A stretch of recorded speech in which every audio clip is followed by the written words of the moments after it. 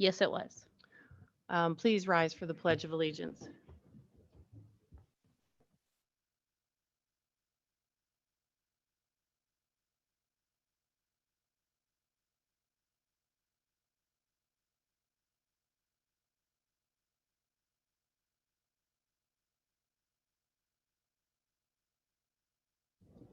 Thank you. Roll call. Supervisor Mons, Supervisor Wimmer, Supervisor McLaughlin, Supervisor Dolzell is standing in for Scott Krug, and Doreen Olson is also here. Everybody is here physically. Pat is here virtually though, right? And Dustin is also here. So That's correct. I can hear you now. thank you, Pat. John Dolzell, Supervisor for Scott Krug.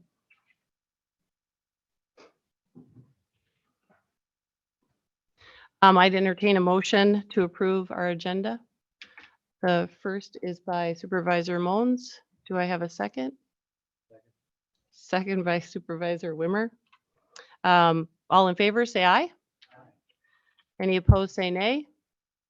The agenda is approved. Has everyone had the opportunity to review the February 7th, 2023 meeting notes? Seeing nods. Are there any corrections to those minutes?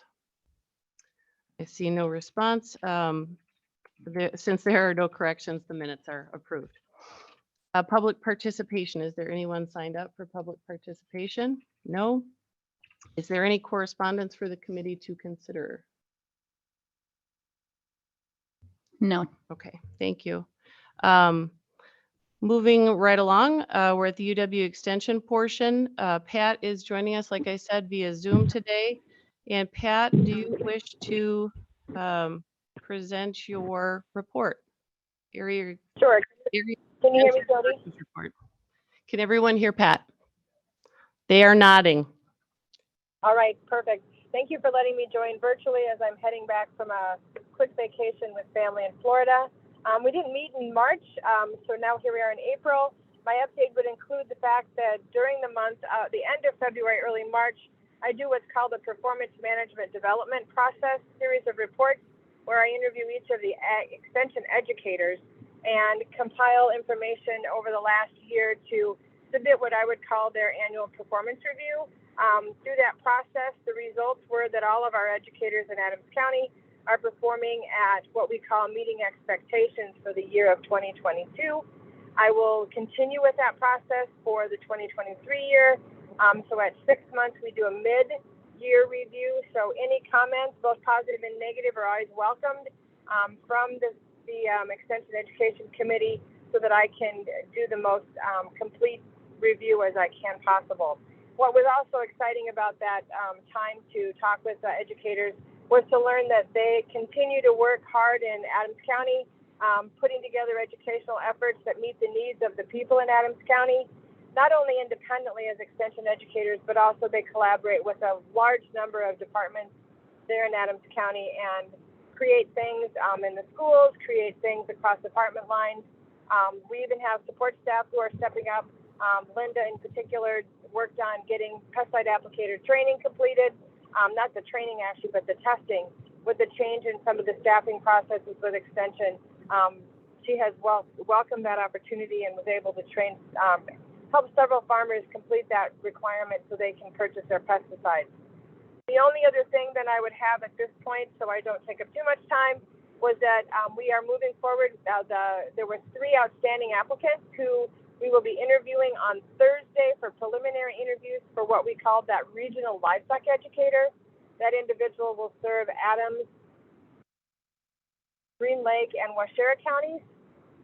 So the interviews preliminary are on Thursday. After that, we'll have a final interview. And Chair Shapey, as you did in the past, I'd ask if maybe you'd want to be involved in that final interview.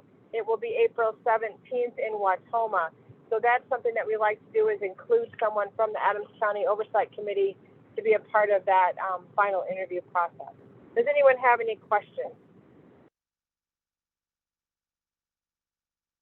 Are there any questions? I guess not, Pat. You did an excellent job. And yes, I would be happy to attend the 417 interview. All right, I'll get more details to you for that once we get through this Thursday interview, okay? Okay, sounds good. Thank you so much. I'm going to mute myself and listen in, okay? Okay, safe driving. Thanks. I'm not All right. driving. You're not. Oh, that's good. That's very good. I thought you were. All right. No, Clark's Student. driving. I'm participating. Okay. Evan Hempthorne, Student Government Day.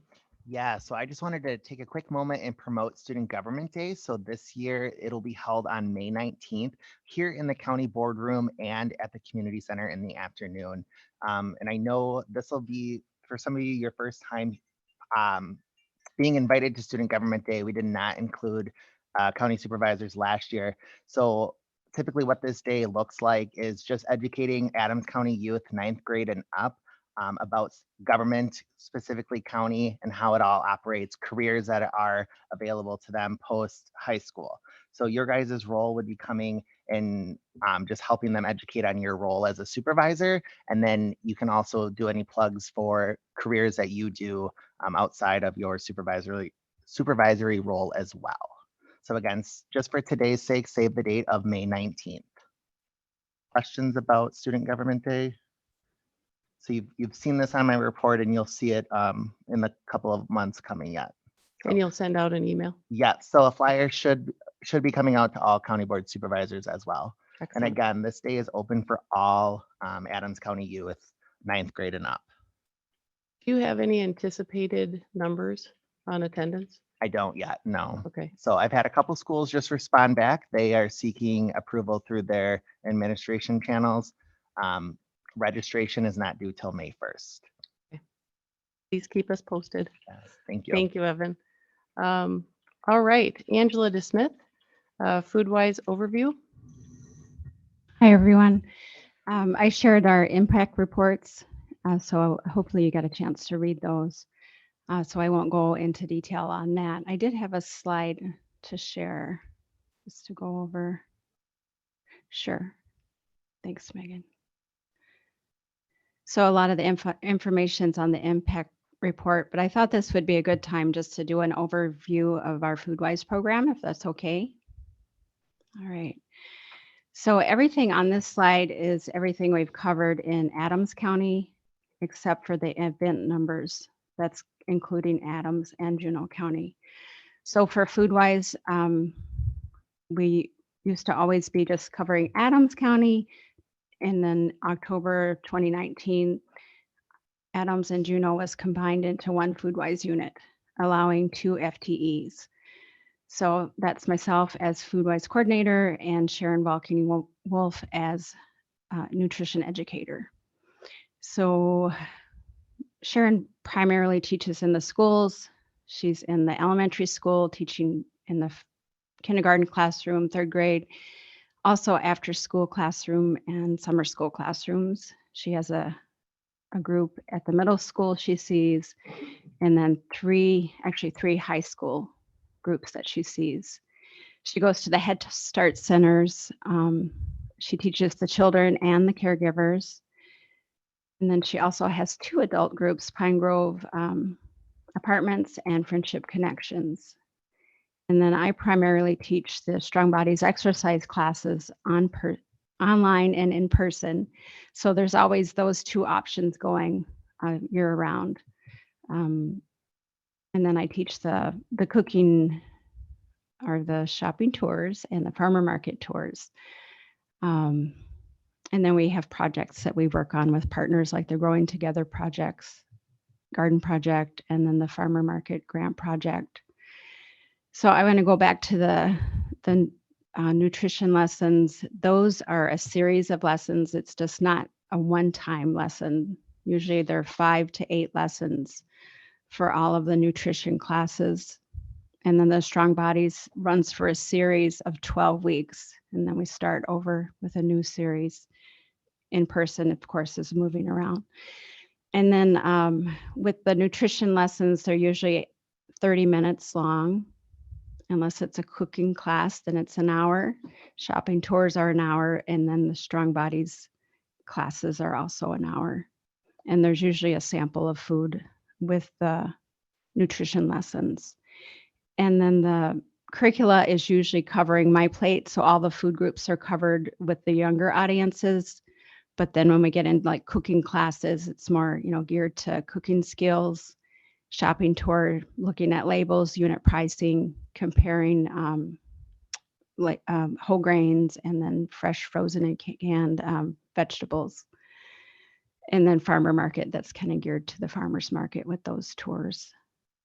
And then we share resources with partners. And then there's handouts that go home too for parents. And then the harvest of the month materials are shared at all the elementary schools, also at the ADRC, they utilize them. And then I'm starting to share those with WIC that they can share out with their clientele. And then I just put down the events that we taught last year. Sharon taught 287. She had 287 events. I had 205. And then this year we're scheduled for Sharon at 326, and then I'm at 206. So just a quick overview. If you have any questions, I'm happy to answer those. Are there any questions for Angela? Are we still studying? And reach out anytime. You can pop in or email, phone call. Thank you. Very, very thorough. You're Appreciate welcome. all the information. Thank you, Angela. Okay, educators report that was attached to the agenda. Did everyone have an opportunity to read the report? Natasha? I just wanted to say hello since it's been several months since I've been to an Adams County meeting. It just kept not working with my calendar as I do serve 4 counties. And so I'm on and winter season for Agriculture Institute is a lot of conferences and travel. And so I have been on the road a lot, serving the farmers in the region. I've been hosting and working with farmers at the at our vegetable conferences. So I was at the Central Wisconsin Processing Crops Conference at Hancock, where I gave a presentation on sweet corn and nitrate, and how much nitrogen do you need to grow your sweet corn. And I collaborated on that with Will Long, where he covered the groundwater portion, I covered the agronomic portion. And then I've also the vegetable conferences, so the WPVGA conference and the Wisconsin Fresh Market Vegetable Growers Conference.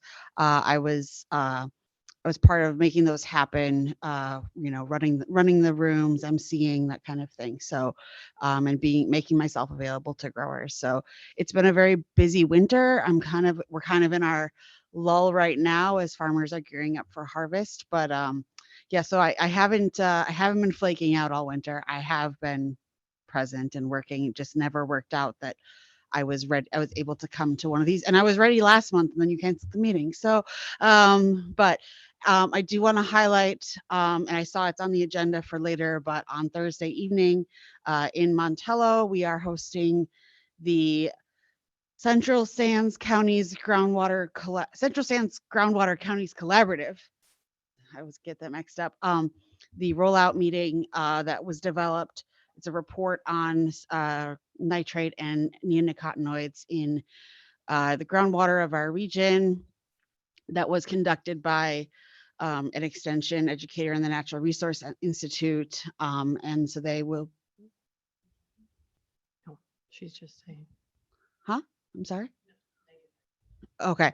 And so that the report, the presentation of the findings from that project will be reported in Montello at 6:30 at the Montello County Services Building where the extension office is. So you are all welcome to come learn from that. So any questions you have for me, I'm around. I'm excited to get our new livestock educator on board. And otherwise, yeah, I'm gearing up for some on-farm research projects having to do with nitrogen this summer as well. So Natasha, for just reference, where do we as committee members get access to the conferences that are held over the winter time? Is that by invitation or? I mean, they're run through the trade organizations. So I thought, okay. yeah, so the WPVGA is the Wisconsin Potato and Vegetable Growers Association. And so the members of that put that on. If you would like to attend, I mean, I know that there are like Kyle and some staff attended from that. I was there as part of the organizational crew, but I know Kyle and Anna attended, and I think Carolyn as well. And then, so if that's something you're interested in learning more about, I can keep you apprised of those. It is, yeah, it's hard to keep track of because there's so many different. So, for example, we also have the like the Discovery Farms Conference, which is focused on water quality and cover cropping and that kind of thing. And that one's held in December. So there's a lot of really great events that happen in the winter. So now that I'm more familiar with what our annual calendar is, I will try to do a better job of like in my newsletter that I email out, letting people know when those things are coming up. It was just that this year it was all new to me and I didn't know what I was doing from day to day. I literally, there were times I got emails that said, oh, by the way, you should go to this thing in Madison tomorrow. And I was like, oh, good to know. Thanks. So If yeah. you would make us aware, and then that way the committee members can pick and choose if yeah, that's of an interest for them. Yeah. Education is never a bad thing. So right. How is the best way to get a hold of the committee members? Because you're on my email list. right. for- We should have They're in the directory. Okay. a group. I'll get them. I'll Okay. get them to you. All right. So Thank you. thank you. Doreen.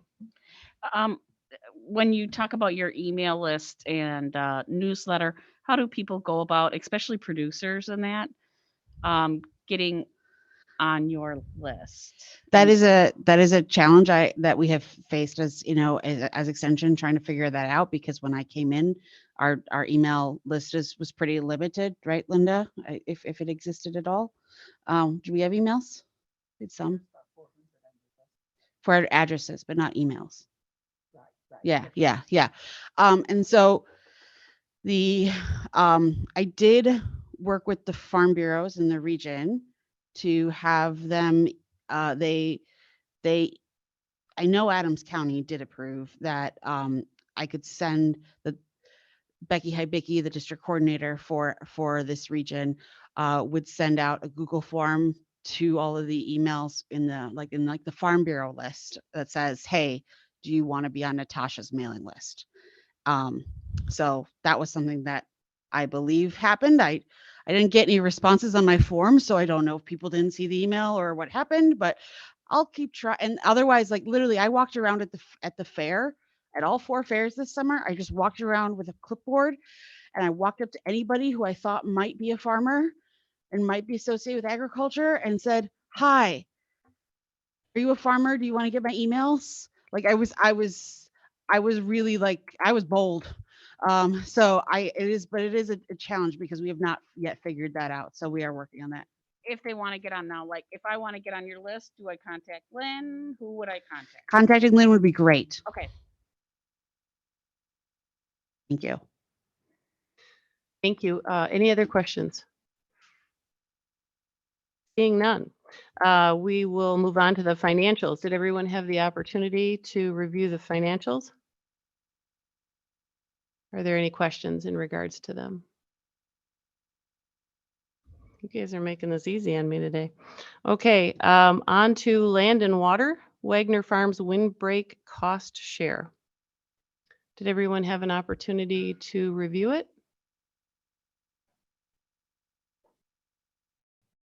I'd entertain a motion to authorize Wagner Farms windbreak cost share projects.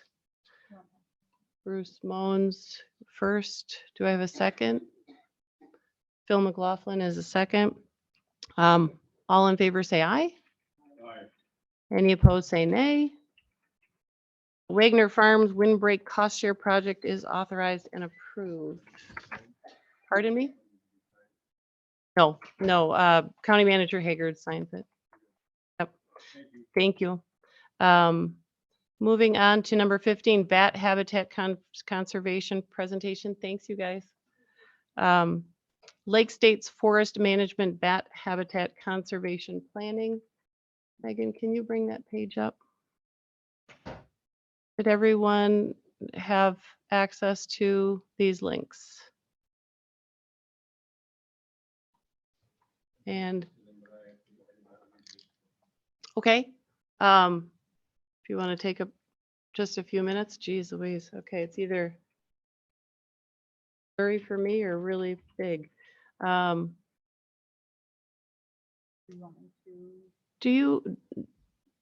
you want to discuss the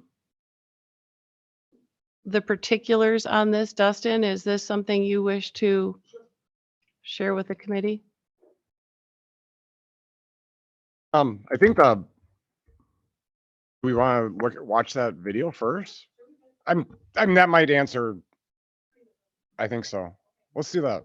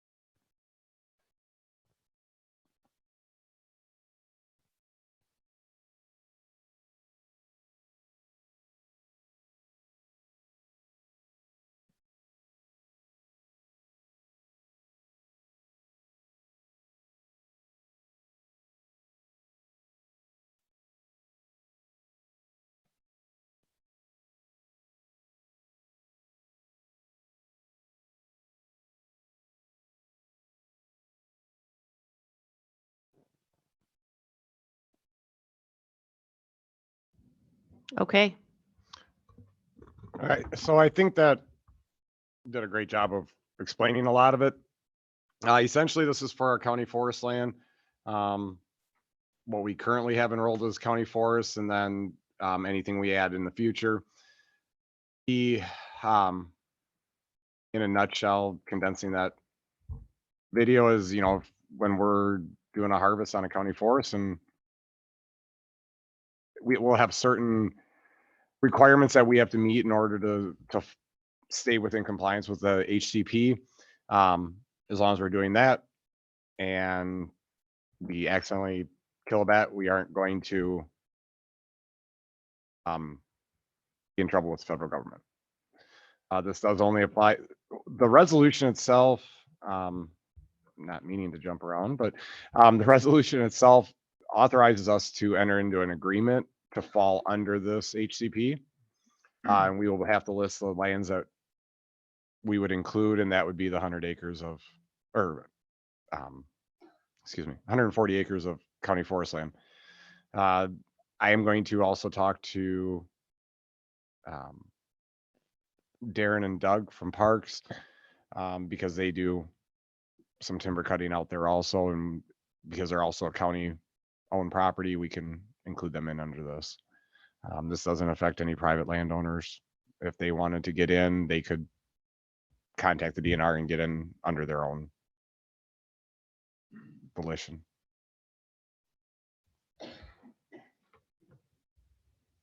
has the period for feedback been met? This is an older webinar, so I just, Yeah, I was trying to find that on the website, and the last email I got when this all started back in February, or not, sorry, the last email, but what started this, is they were expecting the HCP to be signed later that week. As of right now, I can't find final HCP on the DNR website. Before we would enter into the agreement, we wouldn't be able to enter into the agreement until that is finalized. The DNR requested that we wanted this, or we were getting, I don't want to say preferential treatment, but more streamlined process by getting in now. We could have waited a year and gotten in then. But as far as I know, the comment period is over. Supervisor Dolzell? So there are a couple of things in that webinar that left me a little bit concerned. And Dustin, I don't know if you know the answer to it or not, but I mean, the first thing that jumps out to me is it talked about sharing the expenses. So all the costs associated with this HCP program, there's a line in there that talked about that the cost would be divided amongst the participating parties in the HCP. Is there anything in here that says what our bill's going to be or potentially be? Because we may be signing on for a pretty hefty bill. Right, and that would be part of the agreement. It said there's no fiscal. And that's a gray area too. I would agree. Yeah, it was in the presentation towards the end as they're talking about it, and they said that the expenses would be divided amongst participants in the HCP. So I don't know if there's a limit to what each entity is going to be, or if it's just a, hey, here's the $50 million bill, we're going to divide it by who's in the pool. But I think that's something we probably should have a solid answer on. Right, and that would to know be what our liability is. That would be part of the agreement, and before we sign the actual,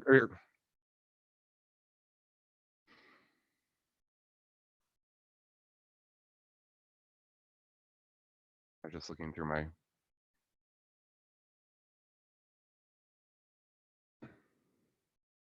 notes on it.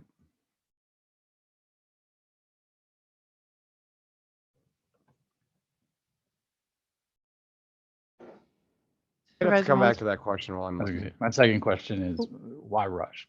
So I don't know how old the webinar is or that presentation was, but it sounds like we're kind of in the infancy, or they are in the infancy of this. So why are we in a hurry until all the bugs are worked out? No pun intended. Sorry.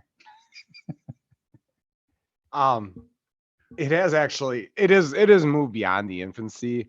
The email that we received from the DNR, and this was on January 30th. This is the one where it said the HCP is expected to be signed and returned to the DNR this week. And then it also said it was supposed to be posted on the DNR's website. The reason we are doing this now is because the northern, it coincided with the long-eared bat being reclassified. And we do have a harvest plan for this fall, and we really should get in prior to that harvest. They also, however, is not, let's see, this is for an incidental take permit. We've been working this. They have not created the agreement from what I can tell yet. Okay. The goal is for you to bring this matter forward to your county boards for resolution this April, so you're covered going into the 2023 growing season. And have given us a lot of information and like a template resolution for us. Choosing not to enroll as a refresh age, and then it refers you to the presentation. I don't think that presentation's all that outdated, but I think a lot has happened. I mean, it's not that old, but it has been updated since, or a lot has happened since that. Are you done with your question, Supervisor? Yeah, Dills? those are the two that I had. Yeah. Okay, hold on, Supervisor McLaughlin. Supervisor Moans had his hand up at one point. I'm just, of course, this has got to be in the agreement, but I'm thinking that it's going to be the state responsibility, the 3 states, on the impact of expenses. I don't know that each individual entity signing up here is like, for instance, they said private, county, and then state, but I don't know that they would have to spread these expenses over everything, because that would mean that the private people signing up for the HCP would also be involved in that. I think it's more leaning toward what Wisconsin's going to pay, Minnesota's going to pay, and Michigan's going to pay. I would hope to see that would be done. However, that is something to look at in the agreement when it's presented. Thank you. Supervisor McLaughlin? Thank you. Maybe I missed it somewhere along the line, but there was a portion in the presentation that caught my eye. The habitat, I don't know if it's a habitat enhancement or management, one of those 2 words. And a couple things were listed at top, and one said tree planting, and then next comma, tree girdling. Well, I know what girdling is. You're going to kill a tree. So that kind of at first I was a little confused, okay, now what? Then I took a minute and looked online and to see that the girdling to kill some trees is to enhance the habitat, because the dead tree standing serves as other functions for shelter, food, and so on and so forth. Well, then I started thinking more about the whole thing and about harvest, planting, girdling. Who or what entity ends up making the decisions of what gets killed and what gets planted and what gets harvested? I'm just kind of curious about that. Unless if I missed it, I apologize. Yeah. So that is part of the county forest program. We do have the comprehensive county forest land use plan, and that talks about where use of it and type of vegetation, what's there now, what potentially where we see, and that can change over time. As far as like replanting after a harvest, that is done in cooperation with our DNR forester. He comes out, makes his recommendation, and that's where we go from there. We don't have to look in. We shouldn't have to do anything with that for at least another year.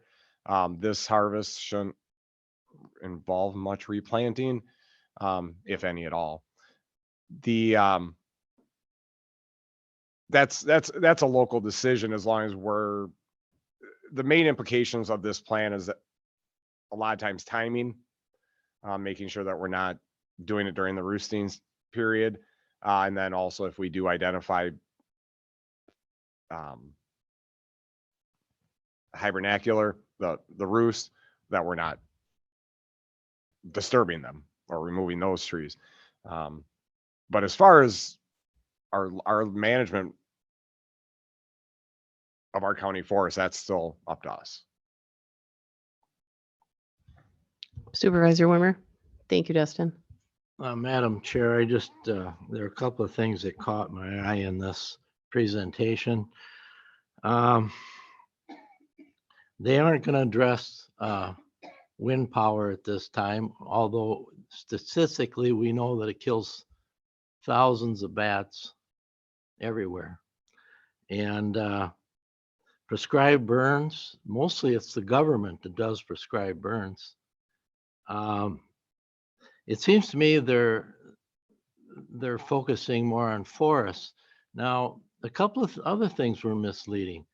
I don't know, do bats live in trees?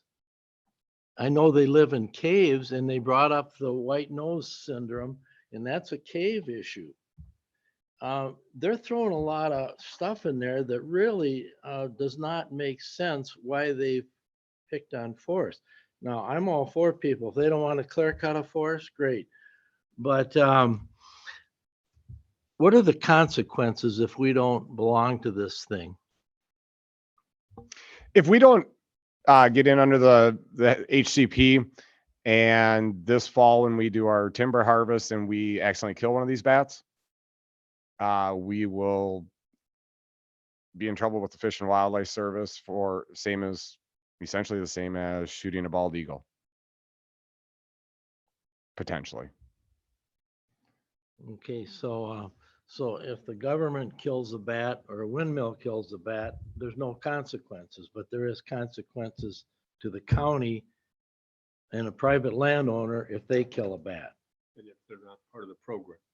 Yeah. Anybody who would kill an endangered or threatened species is susceptible to penalty. They created this HCP to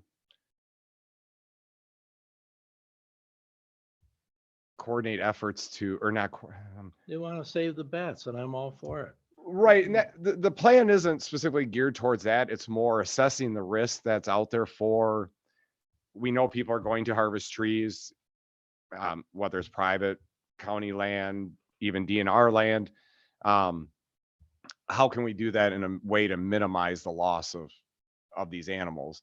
And the bats that were mentioned, I think they mentioned that in the presentation, are primarily used the county forest. There are many other things that can affect bats, and those are addressed through other methods. If somebody put up a wind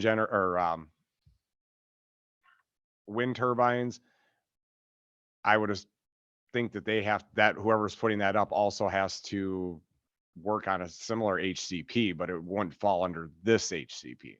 Yeah, it said in the film that it would not at this time address wind generated power. But they would have to do their own or risk potentially taking an threatened or endangered species. This covers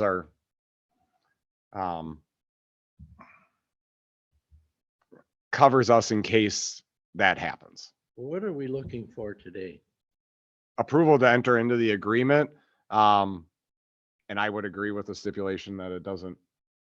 I think Supervisor Mullins was correct that it was the development of the plan took costs, took money, and that was divided out among the 3 states that participated. Because you can wait 3-4 years and decide you want to get into this, and how they would spread that cost out, not knowing who's coming years from now would be difficult. I do think the process is a little more difficult when you wait, and that's why they were trying to get the county forest to come in. The government-owned lands to come in now. But I think a condition that, you know, there is no cost associated with that agreement would be appropriate. But I am looking for approval so we can get that to the DNR and get into this.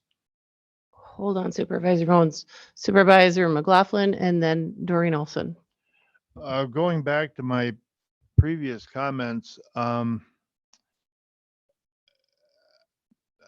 I don't feel as though I still understand enough about what I initially said. And that was, it sounds like this is like a policy against the county being held liable if you kill a bunch of bats when you're managing or mismanaging your forest land. That's what it sounds like. And okay, then alluding to what I earlier said, okay, who makes those decisions? Is there somebody on staff in Land and Water Department that's qualified for bat management? I mean, to know, to say, okay, we're going to girdle this tree, we're going to cut the, you know, I mean, if you just have this fancy plan in print, but nobody knows how to implement, I'm still not, I don't think I understand that part. So as the county forest administrator, and Carolyn is also within the department or within the division, very involved in this. It would be up to us when we do management activities that it does comply with that HCP. And like I said, the main things are timing is where it's going to affect us the most. I don't even know if it would necessarily affect us, but that's what we're going to have to focus the most on. And then because the DNR is also involved in the entire process, they're very familiar with the regulation or the requirements within the HCP. It's not that we have to, it's not requiring us to actively manage to promote bat populations. It's actively manage or actively harvest to make sure we have as minimal impact as possible on the bats. But that is ultimately our responsibility. And even without the plan, it would be our responsibility to make sure we don't take a threatened or endangered species. Otherwise, we can be in a lot worse trouble than if we were under the plan. Does that more answer your question? Doreen?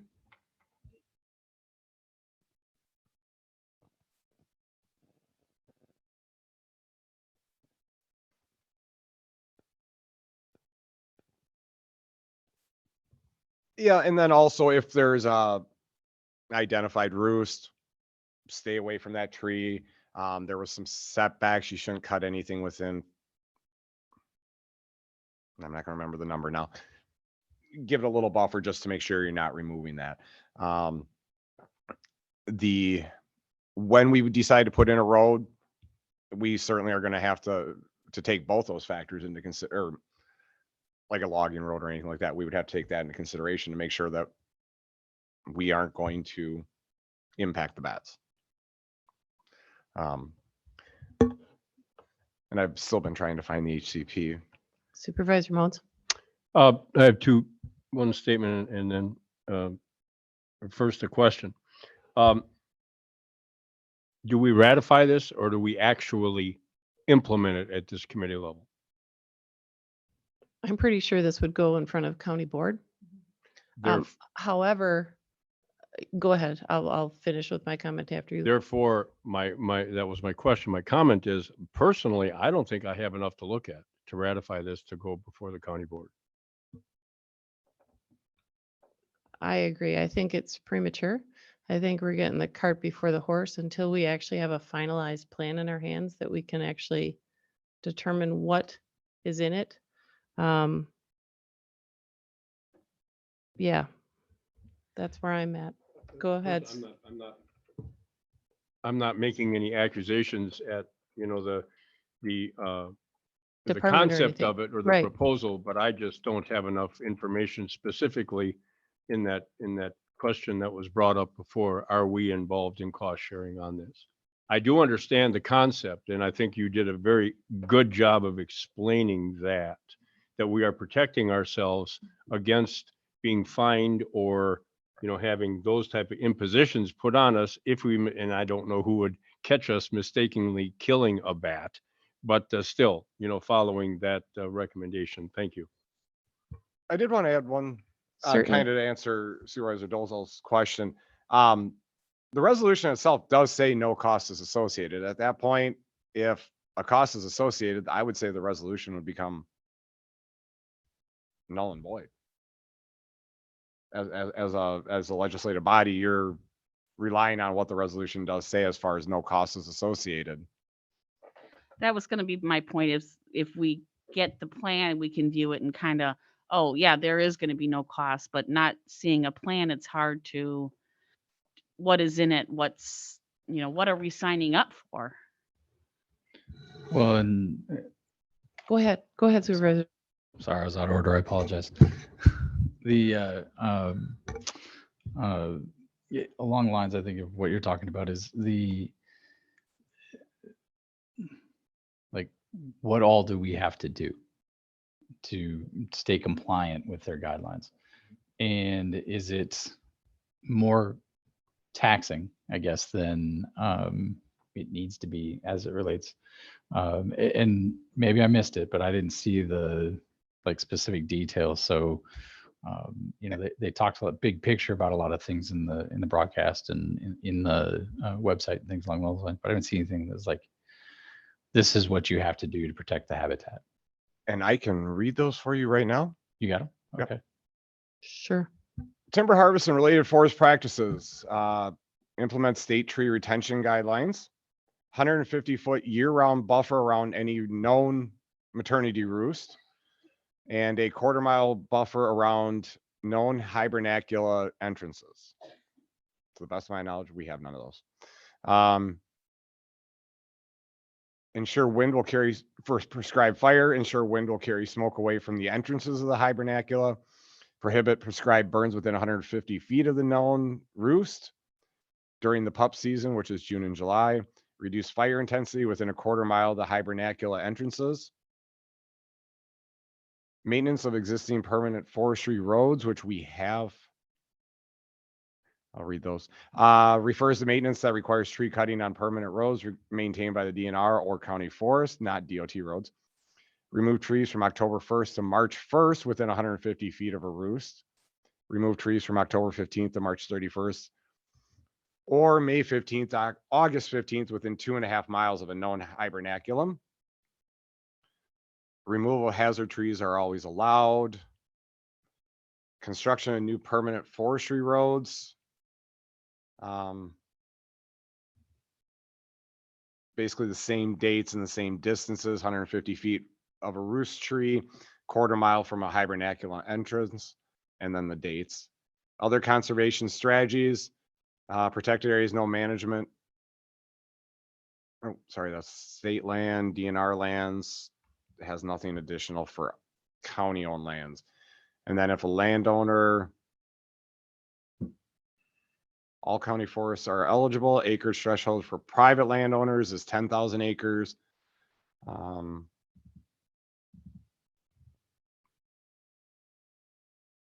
That's it. Dustin, I'm sorry. Could you repeat the 10,000 acre part? Acreage threshold for private landowners to fall into this HCP would be 10,000 acres for the northern long-eared bat and the tricolored bat, 500 acres for the little brown bat if it ends up getting listed as endangered. But no matter the acreage, all county forests are eligible. So if you have a private landowner that owns a few hundred acres and it's in, say, managed forest law and they're doing it, under this, they're not eligible to join as a private landowner. Because we're county forest, we are eligible, even with only 140 acres. I'm confused on that. I'm trying to think it through. Supervisor McLaughlin and then Supervisor Mons. Thank you. From what was stated, it sounds to me, and hopefully I'm not assuming the wrong thing, but I'm going to assume that before any harvest is done, there's going to be a cruise of the area to look. So if for roosts and things, what, all that kind of stuff. Otherwise, I don't know what the point is. I'm just saying, No, that's exactly what we would have to do. okay. I Thank just you, wanted to- Supervisor Rhodes. Yep. Then I'm going to backpedal. If he feels comfortable and that's what his job is. I mean, and Carol, you said is in charge of the Carolyn, yeah. forest. And if these two individuals are totally confident in their ability to adhere to an HCP and they understand it, they know the procedures, they understand the checkpoints and how to do that, then I would be able to ratify this provided we have no expense. I hesitate still because we don't have a final version of the plan. Still looking for that. Okay. But you know, okay, so moving forward with that, you say that you're not harvesting until the fall. So it's not like we need to make the decision today, I don't think. I know that the DNR would like that by the sound of it. However, I do think it would be very good to have a finalized plan in front of us before we actually put our names on a line and sign. I would agree. We're making a decision on a plan that we haven't seen, and we really should see a plan. Go ahead, Supervisor McLaughlin. I would echo that too, but I have a question also. How long has this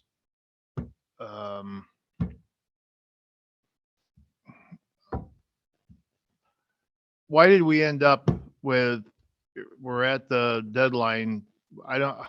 Wasn't any of this known about months enough ago to approach it then instead of waiting until now? Man, the first email was on January 30th about it, which was that would have been too late to get on the February meeting. The March meeting was canceled, and this is the next available meeting. They wanted it to, or the DNR suggested that we have this in front of our county boards in April. It was an expedited process, I guess was probably a better term to use earlier. It's not that we can't join later on. It just may be more involved. And I guess there would be no necessarily guarantee that we would be able to do it for this fall's harvest. I'm not saying it's not going to happen. They just made it sound like it was not going to be as streamlined or as slam dunk us automatically being part of it. That just sounds like a threat to me. Sorry, go ahead, Supervisor Dozell. Okay, so devil's advocate here at the very beginning, it said something to the effect of if you join now, if there's misunderstandings or misinterpretations, it's covered, I guess. They're not going to penalize anyone. I think it was in the first 2 minutes of the webinar, which kind of goes in line with what Dustin's saying is that it says in there no expenses or no cost or something. I don't remember exactly which phrasing was, but it also at the beginning said that if we did do something wrong or if there was something not right about it, there wouldn't be any additional prosecution or assessments or anything along those lines. So I don't know how long that term stands. So something to consider. I do not know who had their hand up I first. think you did. Okay, Supervisor McLaughlin. Thank you, Supervisor Thank Dozell. you. So again, I guess the discussion leads me to another thought.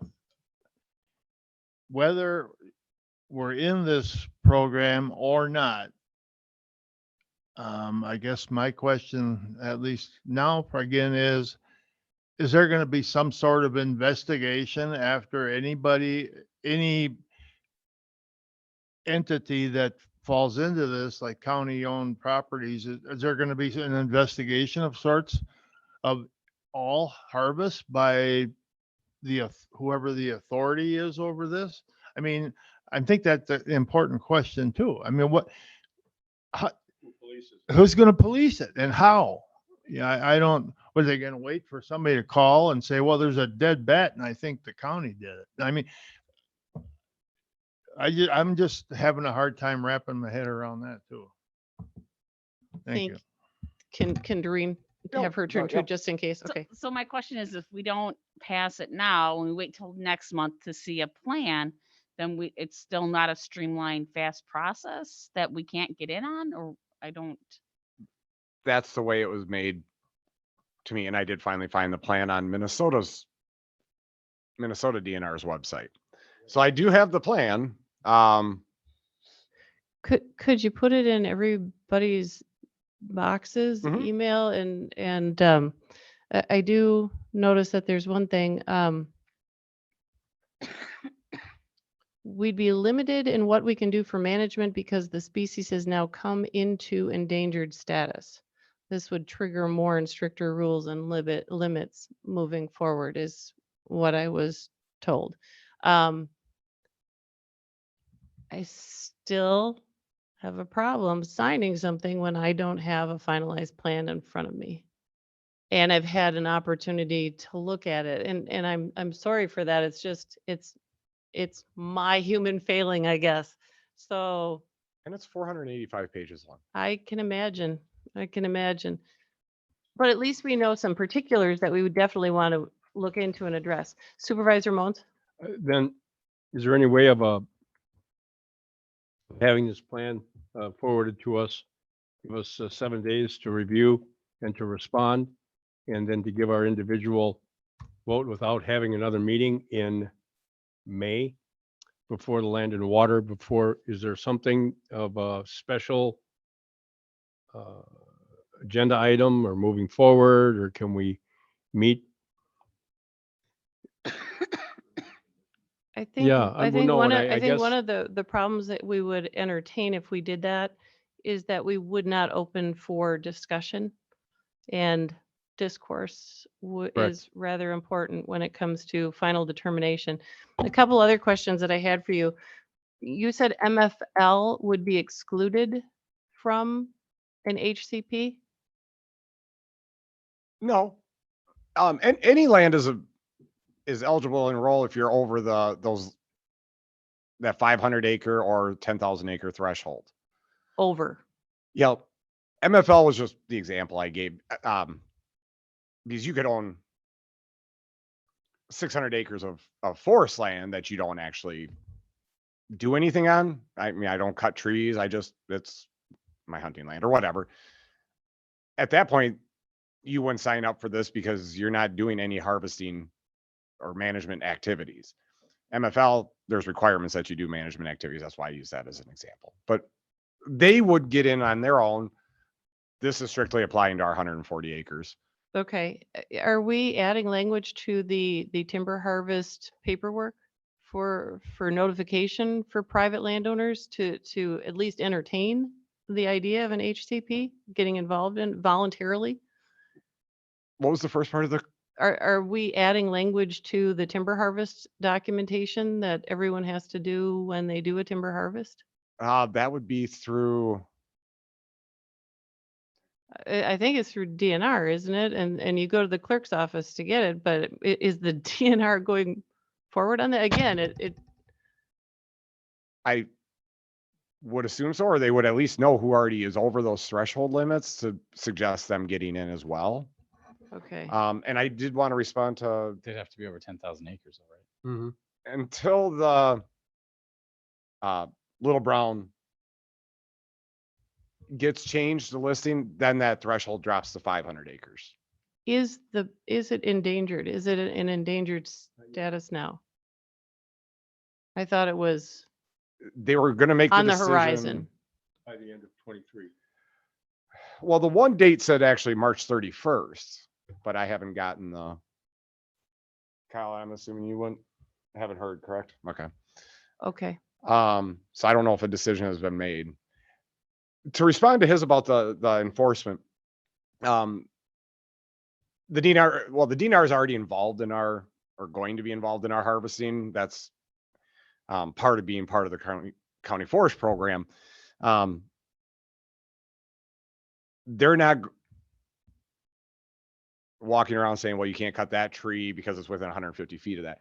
It really comes on the back end that if it's reported that we did take that there's dead bats on the property, then they would look at it and say, okay, did you follow what's included in the HCP? If you did, you're good. If you didn't, now we have problems. Thank you. Supervisor Mons. Sure.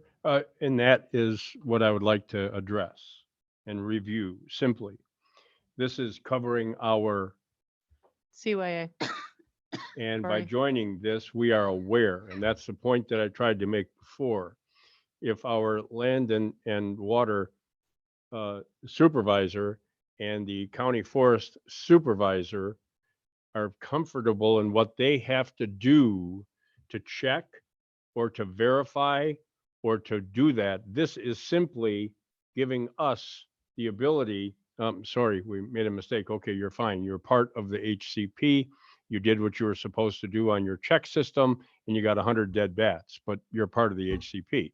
So we don't join that and there's 100 dead bats. Now we could be in worse.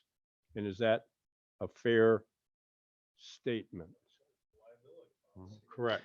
Well, okay, so worst case scenario, you had mentioned hazardous trees. You can, that's, go ahead and take them, right? It's a hazard. We're going to take those trees. You start girdling trees, you're going to be making your own hazard. So now we're opening up problems. I mean, eventually that tree is going to come down. That's a hazard.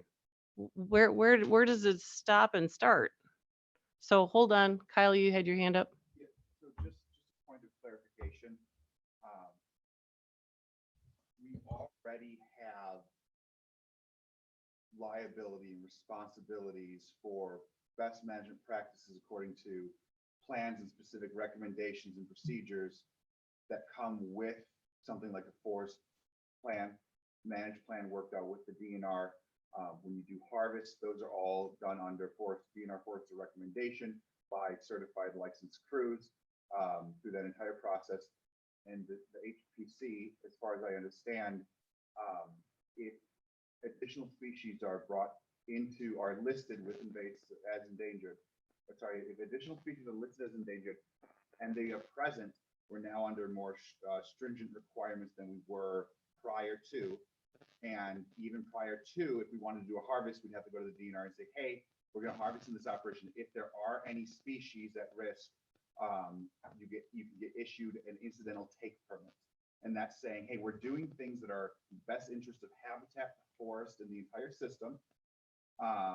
And the overall good that will create, including girdling trees, specific management things as recommended, outweighs the potential incident, the potential risk that we accidentally take.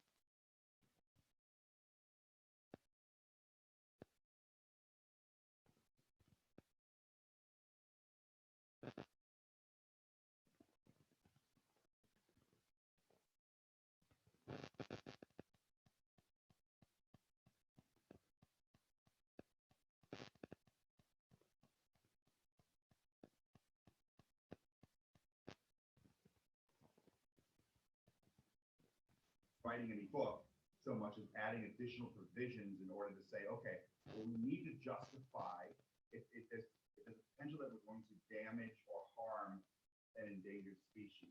We have to justify that action.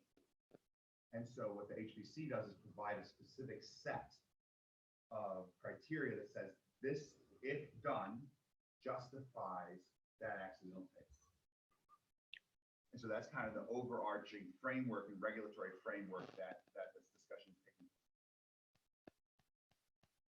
Thank you.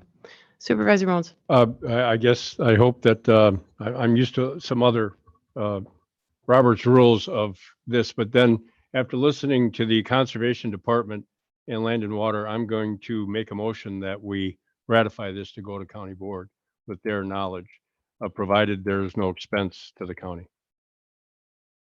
Is there a second? Is there a second? Motion has failed. Thank you. Well, we've been discussing. Right. So, I did find the part on the cost and funding within the plan. Total direct cost of the Lakes HCP is estimated at approximately $27 million over the 50-year permit term. $542,000 annually. Direct costs include a bunch of different things. The state DNRs are solvent and committed to funding the implementation on the Lake States HCP, including program administration, implementation of the conservation programs. So, as I so read the, that, the that's DNR would be footing the bill. the 3 DNRs each year. Yep. Okay. I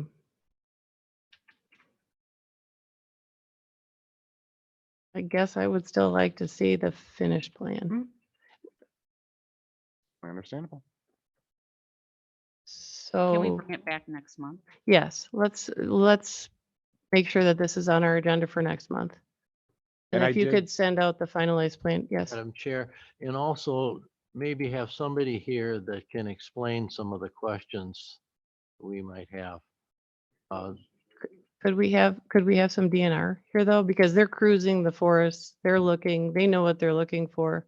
It almost seems as though they're the ones that are the final say, did a take happen or not? Did an incident happen or not? Yes, Doreen. So I think Dustin is doing a great job.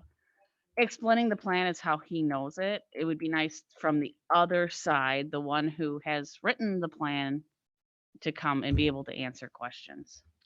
And I can see if I believe her name's Sarah. I should say not only written, but implementing and enforcing the plan. I should be. I'll email Sarah and see if she can be at our next meeting. I'm sure it'll be by Zoom, but I don't make any guarantees on that. Okay, okay. And then we'll have the final plan and hopefully. That's in our already been. hands too. I just emailed it out to all of you. Okay. Is this the Minnesota version?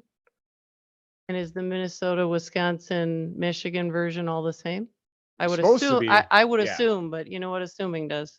Right. It's because it's the lakes, Lake States Forest Management at Habitat Conservation. Wow, that's a mouthful. Supervisor McLaughlin? Just a quick one, and I'm not insulting anybody's intelligence, but when you get this in the email, don't start a walking quorum amongst other committee members. I mean, well, yeah, just don't even go, don't do that. Thank you. We have a lawyer at that meeting also to explain the vernacular or put it in vernacular for us. Corporation Counsel? Yeah. I'm surprised this thing got through the legislature, to tell you the truth. When did this originate? Because you said you got it in January. To me, the department should have had a heads up before that, but maybe not. I don't know how the whole DNR notification process works. I was gonna look and see in the plan if it talked about when they started the process. Maybe you can include that when you mail, well, you already mailed out the plan. Maybe you can include that in another email. Just some history. I think that's important for everybody moving forward. Yep. So And if the DNR is able to make it, then they would that would be, also Great. be able to shed some light on that. I think sometimes pre-knowledge is a better way to go because you have time to ponder it. So if they want to impart any knowledge before the next committee meeting, that would be awesome. So, okay, so we are going to postpone further discussion on this topic until next committee meeting. Just quickly, I didn't get anything in my email box, so I don't know, Okay, in case I'm not on the regular email. So I can look too. Yep. just forward it to me if, Okay, I received it okay. for the Minnesota. Okay. Anything else on this topic before we move forward? Okay.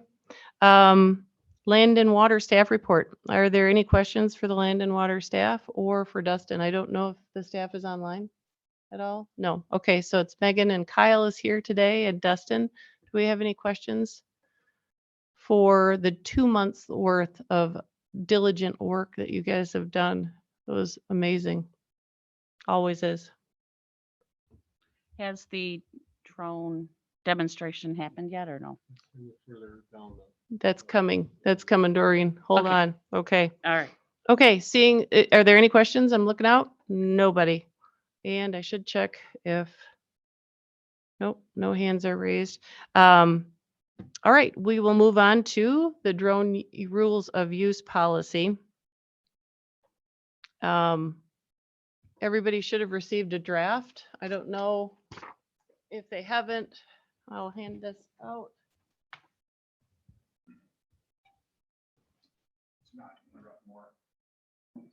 Sure.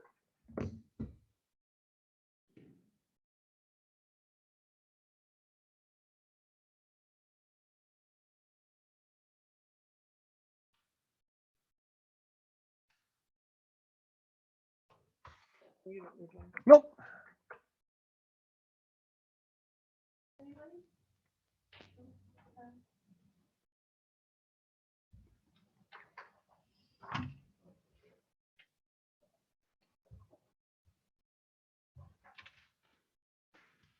Okay, so this is in draft form. And basically, Kyle is the author. And do we have any questions or concerns? Have we had an opportunity to study the draft? Maybe that's a bigger question. Okay. I have a couple questions while everybody's reading. Has Corporation Counsel looked at this at this point? I was waiting to get direction from the board Okay, or the committee. I mean, good to excuse me. know. So Good no. to know. Yep.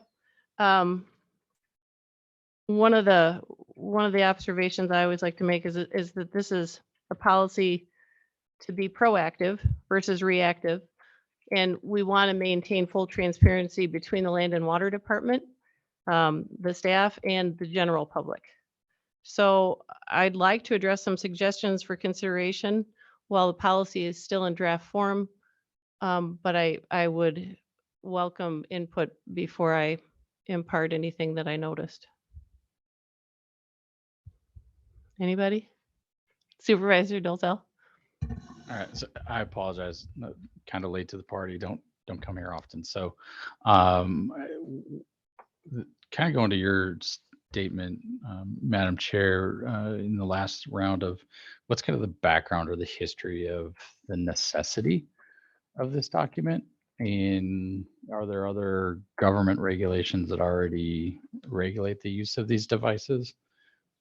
So, is this necessary as a again, don't take anything personal. I'm coming to the party late, so just asking, a little bit of background on it. So one of the reasons that we even are looking at this is there are other counties that have drones. There are things in place through the FAA, but there's always a question of public perception of their privacy. And so that's where this comes into. We don't want to open the county up to liability.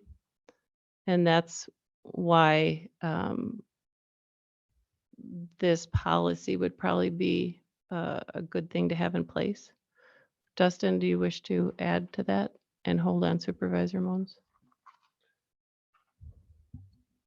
I think I would defer to Kyle, see if he has any answers to that or would like to expand on that. Do we want to get Supervisor Mons' question first, Kyle? Okay. Well, it wasn't a question. It's very simple. We have a lot of shoreline in areas that can't be walked.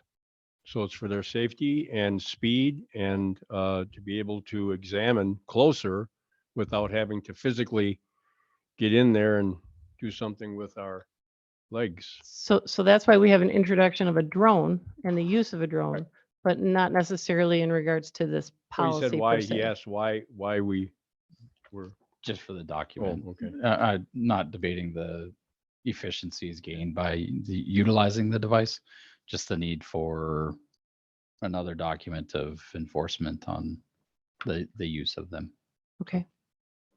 And Kyle. So this is,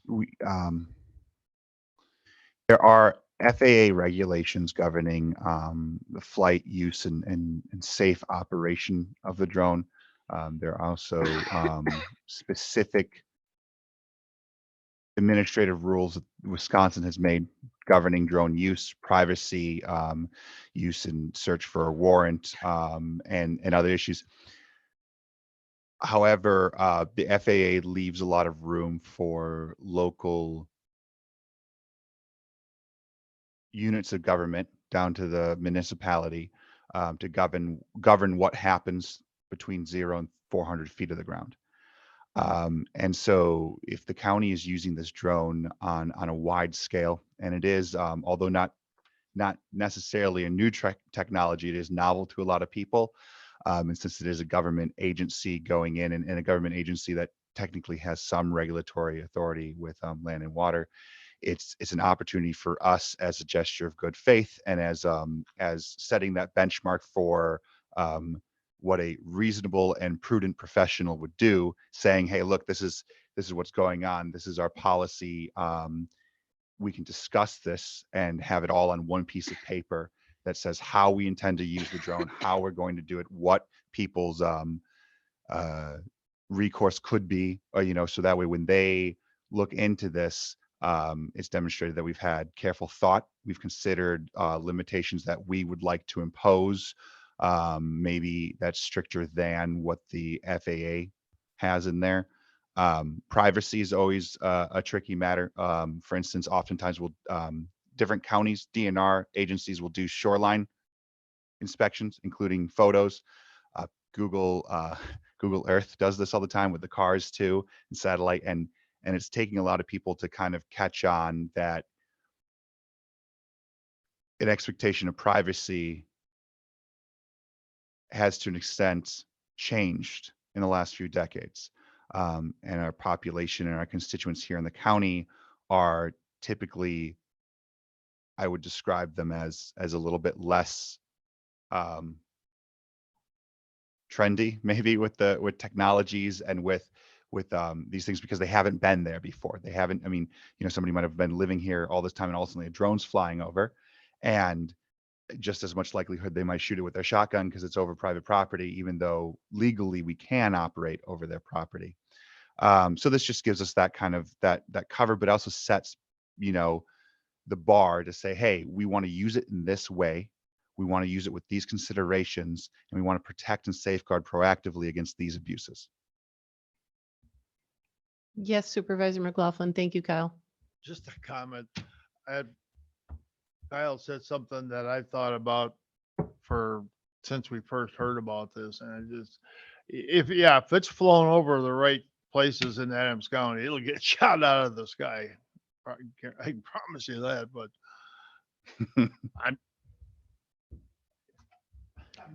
But I think that's why, if we establish, these guidelines, you get a signed waiver from the mission log path, whatever, of Yeah. any properties you're crossing, right? I mean, Yeah, and now the FAA later this fall will require transponders, and anybody can get a receiver for those.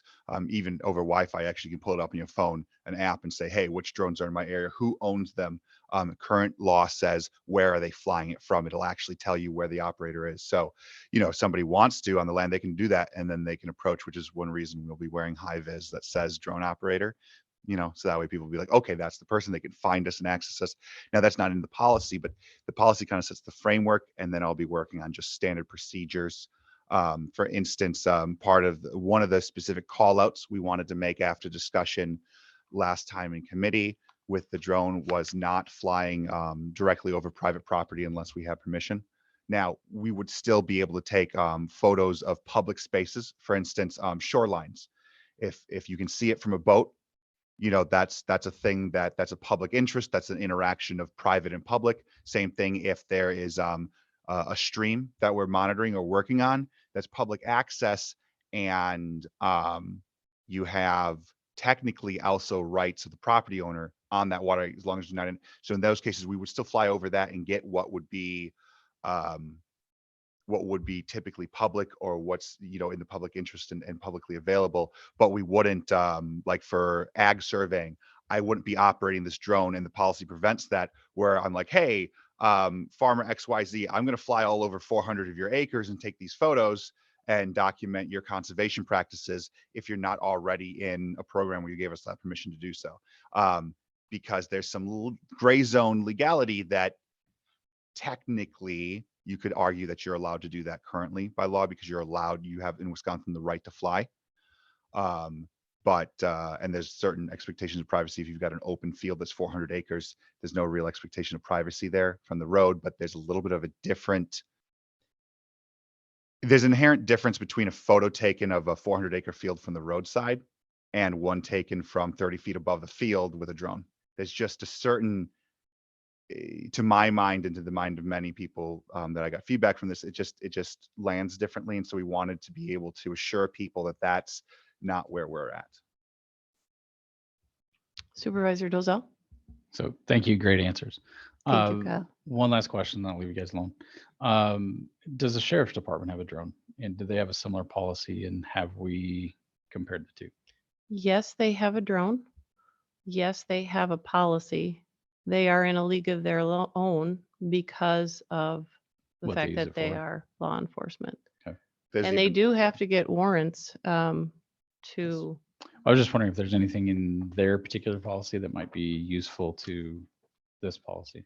Or if it's Everything completely that separate. would be constraining them constrains us. They have actually specific stipulations and rules beyond what we do, because they are a law enforcement organization, and there's a specific call out in the legislature, or not the legislature, but the Wisconsin admin rules about that specifically, for emergency situations too. which we don't So, anticipate Right. the drone unless the sheriff's office commandeered it, but that would be out of our hands, and that's them. So I think the basic premise that we need to feel comfortable with is that we have trust. We're establishing trust. Mhm.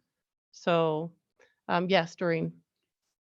Just the wording in there as far as it just says a flight over private property should be avoided unless. Okay. So, And I think that's extremely vague. yeah. Mhm. I think it's in draft form, and we have the ability to change things. I also circled should and put shall, because shall has a very distinct meaning that you better have legal reason. So go ahead, Kyle. Yeah, if I may. So I was thinking about that in the language as well. For instance, you'll have under prohibited use, there's some others that say shall. And I put should because when you're operating the drone, if there is something else that takes priority, such as safety, say eagle or hawk attacks are very common on drones. You're flying over a wooded area that covers a stream, you can fly there. Let's say you need to get away from that situation rapidly. You'd fly the drone over, say, an open field and towards you. Or when you're flying the drone, see, here's the problem. If we say shall not, right, then let's say the drone loses signal, in which case it will automatically return to the home flight station and land. It'll cease most functions except for critical flight functions, come back and land safely. If it does that and then passes over private property as a safety procedure, we've just violated our policy. Whereas if we have the language and intent that you should not, then that gives us the room to then write a specific emergency response policy, or not policy, but procedures. And that kind of guides that says, therein, like if we're operating the drone and there's something that somebody takes issue to, and we didn't have a good reason and justification for it, then that would give them, well, should you have done that? No, you shouldn't have. And then that allows you folks as the oversight to say, we don't like that. We do like this, a little bit more wiggle room when it comes to procedures down the road, just because situations may occur where that would be the prudent option. So along that same line, um, what I would like to see is a documented log, and in that include, you know what, something bad happened and it returned. Yeah. And it took the best straight. And because if a public comes in and says, I want to see this because I saw that drone coming over my property, we should be able to go back to our log and say, you're right, this happened. I don't know the ramifications of that happening. And the video that it could have captured. Again, it goes back to the whole trust thing, but I think that these logs have to be established so that we're not missing anything. We're not hiding anything, that we're absolutely straightforward with what's going on. Right. For- And a flight log will be kept. And this is where I use the word should, because that's where we can decide yet once we move on, what the flight log would look like, what the procedures would look like. If you do lose control of the drone during flight, then there are certain, and it has to make a safety landing, there are certain things you have to FAA, specific considerations. And so, yeah, having a log, and it's nice because the drone actually will do this internally. It'll log all of the flights. We'll keep track of that. We'll also keep track of maintenance, operation, number of cycles, run times, and then submit, hey, I haven't quite worked out those details yet, but when, and we'll still have to figure out, an agreement form if we're having, how we want to have people's buy-in. For instance, if there's somebody we want to operate the drone on and they haven't signed an agreement with us that gives us access, such as like a CRP, you give access to the regulatory agency to come in and ensure, that you're in compliance there, and they can use the drone. Let's say it's a farmer and we're doing research, then they can sign on to that. What would that form look like? That we don't have that yet. And so we would, under this, not do that until we have a provision in place. And if we say shan't do it, then we don't have that opportunity later to make provisions. But we could put in language along the lines of unless otherwise approved, or unless otherwise stipulated, or and or under emergency situations, and kind of give a little bit more wiggle room there. But then that also gives all of you guys the tools to still have oversight and decision making in the policy side of that. Okay. Who was first? Sorry, I was too busy watching Kyle. Moats, Supervisor Moats, thank you. I think page 3, under retention of UAS data and storage, addresses that exact concern about where the information is being recorded and kept. With that in mind, could we put in language and specifically logged? That is on the first page. I know, it never hurts to be redundant. Yeah. Someone's going to look in and they're going to say, where's my data? They might do data, they get to this point and they're not really looking anywhere else. So it's a consideration. Supervisor Dolzal? Okay, so 2 points. I agree, Kyle, is that Kyle? With Kyle with the phrasing. So managing the county's liability in this, if we have something that goes wrong, you want to have a little bit of wiggle room. However, I also agree with the statement that you made, and I think that the transparency is important to the citizens of the community and the county. So I think there needs to be an obligation to report. So let's say, to your point, that there's a malfunction and the system shuts down and it flies across someone's property. I would assume, and I don't know this for a fact, I've never flown a drone, but as the operator, you would know that it went off course and crossed over so-and-so's property, right? We should have an obligation there to notify that landlord owner, that kind of a brief statement of what happened and that our device malfunctioned, flew across your property. If you'd like, we'll, I don't know, give you 30 days to come review the video and see if there's anything in there you'd like us to delete or something along those lines. But giving that citizen a chance to know that happened. And I think that speaks a lot to the transparency of what you're trying to accomplish. I think that sounds great. So, okay, Supervisor McLaughlin, did you? Yeah, thank you. I'm going to drift here quite a ways just for a second. I'm assuming that this drone is insured under the county's insurance policy. Yes. Okay, I assumed, I just wanted to make sure because I can think of a whole lot of reasons why it needs to be and not just getting shot at. Okay. Some of the things that I just want to maybe put out for consideration. Are we going to have some kind of public awareness posted on a calendar, main calendar, land and water calendar, somewhere where we as a public, not just as a committee member, but as a public can go out and say, oh, okay, during this week, these missions are kind of scheduled out there. I mean, it's not a bad idea. I'm just wondering if we could do that. Go ahead, Supervisor Mons. Sorry, but why don't we, before we start using it, have the newspaper write a short article? The county's going to be starting to use a drone, and we're going to be using it for, and you know, some of the importance is in there, and just notify in the paper, an article or whatever. That sounds good too. Maybe we can attach, you know, a link, or not a link, but somewhere where the public can actually go out and once this is revised down to its true content, that they can access it, be aware of it, because it is all about community. Go ahead, Doreen. I understand your point in that, and I think it's hard to put it on a calendar per se, just because it's weather related, right? So if these are scheduled necessarily, because you don't know, if they're scheduled, just maybe have a schedule, but not necessarily date. Does that make sense? It does. I think you can always say scheduled on something and you can say canceled due to weather or whatever too. So, I mean, how in depth do we get? I don't know. I'm just, Yeah, and community awareness is what I think is important here. So, but we also don't want to make it unmanageable for the Exactly. staff or Right. overburden the staff. right. Kyle? I think one consideration, just from an operational consideration,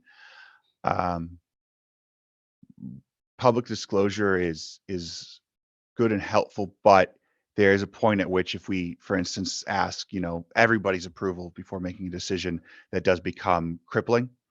And I think that, something like a news release might be good after we've had some, work done and we can do a demonstration of what it is, or even do, a public day. But very many counties are starting to use drones. Very many agencies also, farmers regularly use drones. And they don't typically do press releases. They don't typically take it that far. I think in the interest of public trust, it's good to have all the information available should we need it. But if we go too far to say, aside from the people immediately affected, for instance, if I'm going to do the stream survey, I'm intending to, and this is, the unwritten part, the thing that, we can't assume yet is going to be done. But my personal preference would be contact all the people along the stream with a mailer ahead of time and say, hey, this summer we're planning on doing this. Here's where we'll be flying. Here's the purpose. Please contact us with any concerns.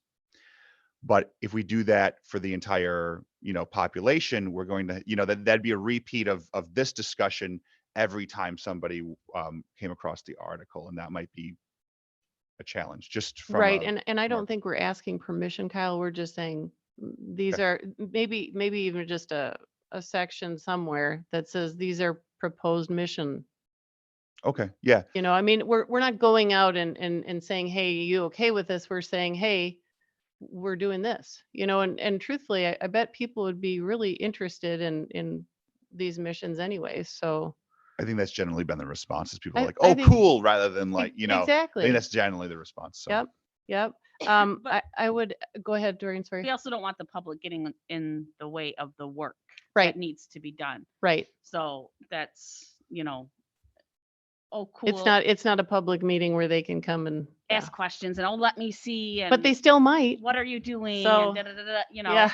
Yes. And yeah. I think the staff will handle it. But when you publicize, oh, this, you might get people that want to Yeah. stir the pot. Sure. Supervisor McLaughlin. Thank you. I would agree with the statements Kyle made too, and because, from my experience working here, yeah, I think the publication of things like that has a large potential for kind of backfiring from what your intent was. I've been just thinking maybe something posted on the county's website might be more appropriate, and then you could actually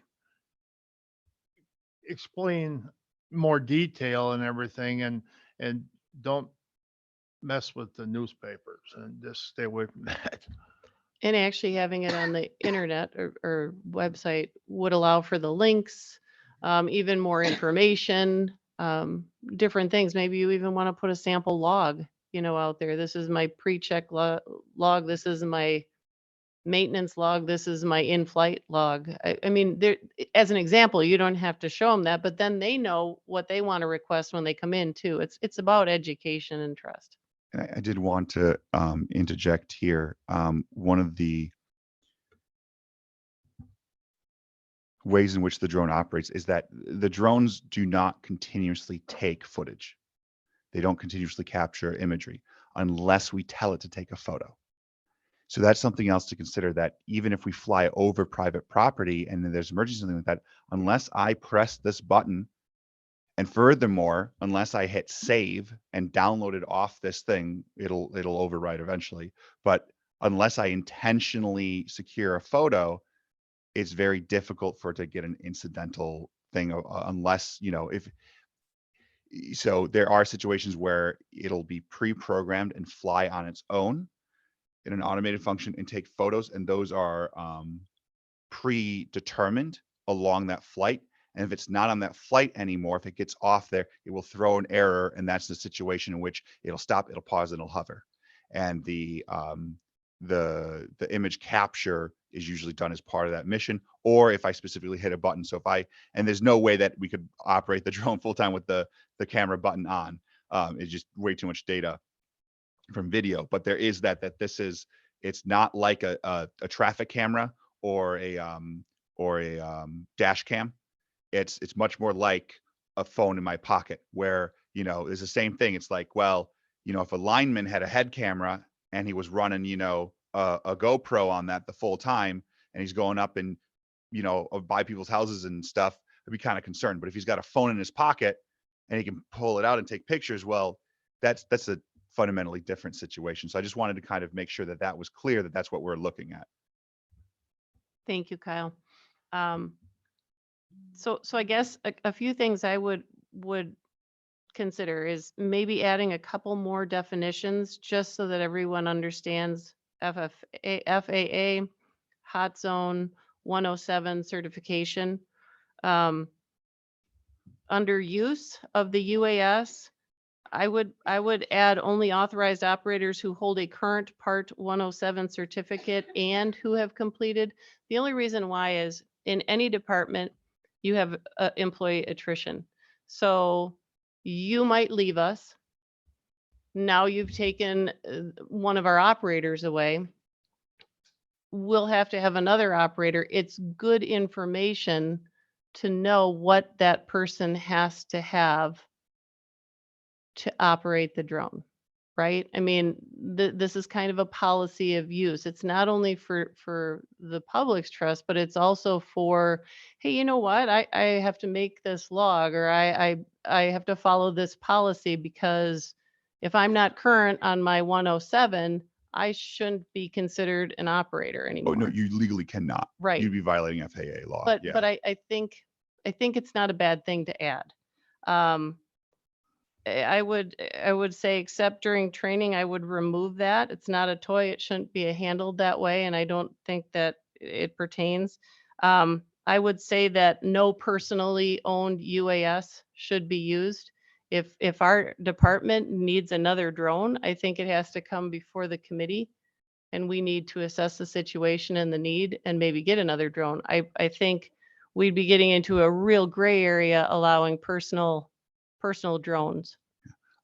Just note on that with the personal drone, and this is an amalgamation of other other policies. So there may be some things, for instance, hot zone should be taken out because we're not going to be utilizing the drone. What in- is hot zone? So that's in response to an emergency. That's just an artifact that didn't make it should have been cut because I removed the section on emergency response use, Okay. and that references that section that's no longer there. Okay. But on that, if you do look at the policy, it does include that any of the data retention, anything that's captured, like so, for instance, Fond du Lac County has an outreach coordinator, and they did not have the funds secured for drones, so that person had their own drone that they submitted for use, and all of the data in this situation, if we used, for instance, if we were doing here's a situation where this could arise. We're doing conservation practices with the farmers of the Rocha Cree, and they have an ag drone, and we're involved in that with our own drone, taking footage of that drone. If I'm the remote pilot in command, I now have complete responsibility for the operation, use, and implications of that other drone. And so in this case, the policy would prohibit that kind of collaboration. But you're not flying that drone. No, but as mission lead, I have full responsibility. That's how the FAA sees it. They see if you're the captain, if you're the pilot in command, you take full responsibility of anyone involved in that mission. Even if it's a physical machine. Someone Because that person would be operating with a license in that mission, but any mission taken under any drone operation mission undertaken must have a singular remote pilot in command who takes all responsibility and authority over that operation, bar none. That's an FAA level kind of thing. And so in that situation, they would have to be, unless we gave them mission priority, which we might, if we're capturing outreach stuff, but then now we're participating in somebody else's mission, and that same language would kind of get a little messy again. let's look at that. I think it's an important thing to look at because I'm not a drone pilot. I'm not an operator, Yeah. and But in the policy, any imagery, whatever that's collected would be stored on a county device. So they wouldn't be able to retain it personally. but then a waiver would come into play, right? Or well, so I mean, if they're right, so if an employee is operating, this specifically is in the case that an employee is operating a personal device on behalf of work, in the same way as if I operated a car or if I used my personal phone, which is why we have issued phones to remove that kind of issue. I don't foresee it being an issue, but if something comes along the line or down the road, it gives us a little bit more flexibility. But it's also not mission critical if we do not have permission to use non-county owned equipment for operations. That will not impact us negatively under the current. So maybe that's a topic for Corp Council to also consider. Just because I'd feel better with that. I know that I record things that I probably don't mean to, and do I get around to delete them? I don't know, so if they're Well, and using can a you? personal device. And can you delete it? That's the problem. That's I wanted to say on this too, is that section that Supervisor Mones mentioned about retention of data, that's provisional because I'm not entirely clear on what our responsibilities for retaining those records and in what format they have to be. And then also FOIA, I would really like some more clarification and answers on that. This is draft, so I don't want to put into specific language, but we needed that in this section. So that is all pending instruction from corporate counsel on what we need to do. Good. Okay, yes, Supervisor McLaughlin. Thank you. Kyle just started into what I wanted to discuss, and that is, I'm assuming then, first of all, will you be taking videos or just photos? But you have the capability to do either one. The drone has the capability to do either one. So there's a bunch of different things we could do, including like outreach. So one really good example, last spring, we went on a potato planting field day. So we got invited by a farmer to come out, and we took a bunch of pictures, made an article for farmers of Rocha Cree and stuff. In that situation, we could bring the drone along if the weather conditions are fine and the remote piloting command gives the go ahead. Then that drone can go up and like fly around it and take some cinematic shots, and can be used to create outreach material like that. Yes. Yeah, the other part I wanted to lead into is once photos or videos are taken by the county, it becomes a public record. Correct. So I'm just wondering if plans are being made or have been made for how those records are going to be available to somebody or whoever. It's mentioned in here that they can request it. I think we need some more. That would be whether or not a FOIA is needed or if they have personal, I mean, that's an issue for you guys. That's just boilerplate Right. for now, I but think yeah. we'll have to go for corporation counsel on that one, Supervisor McLaughlin.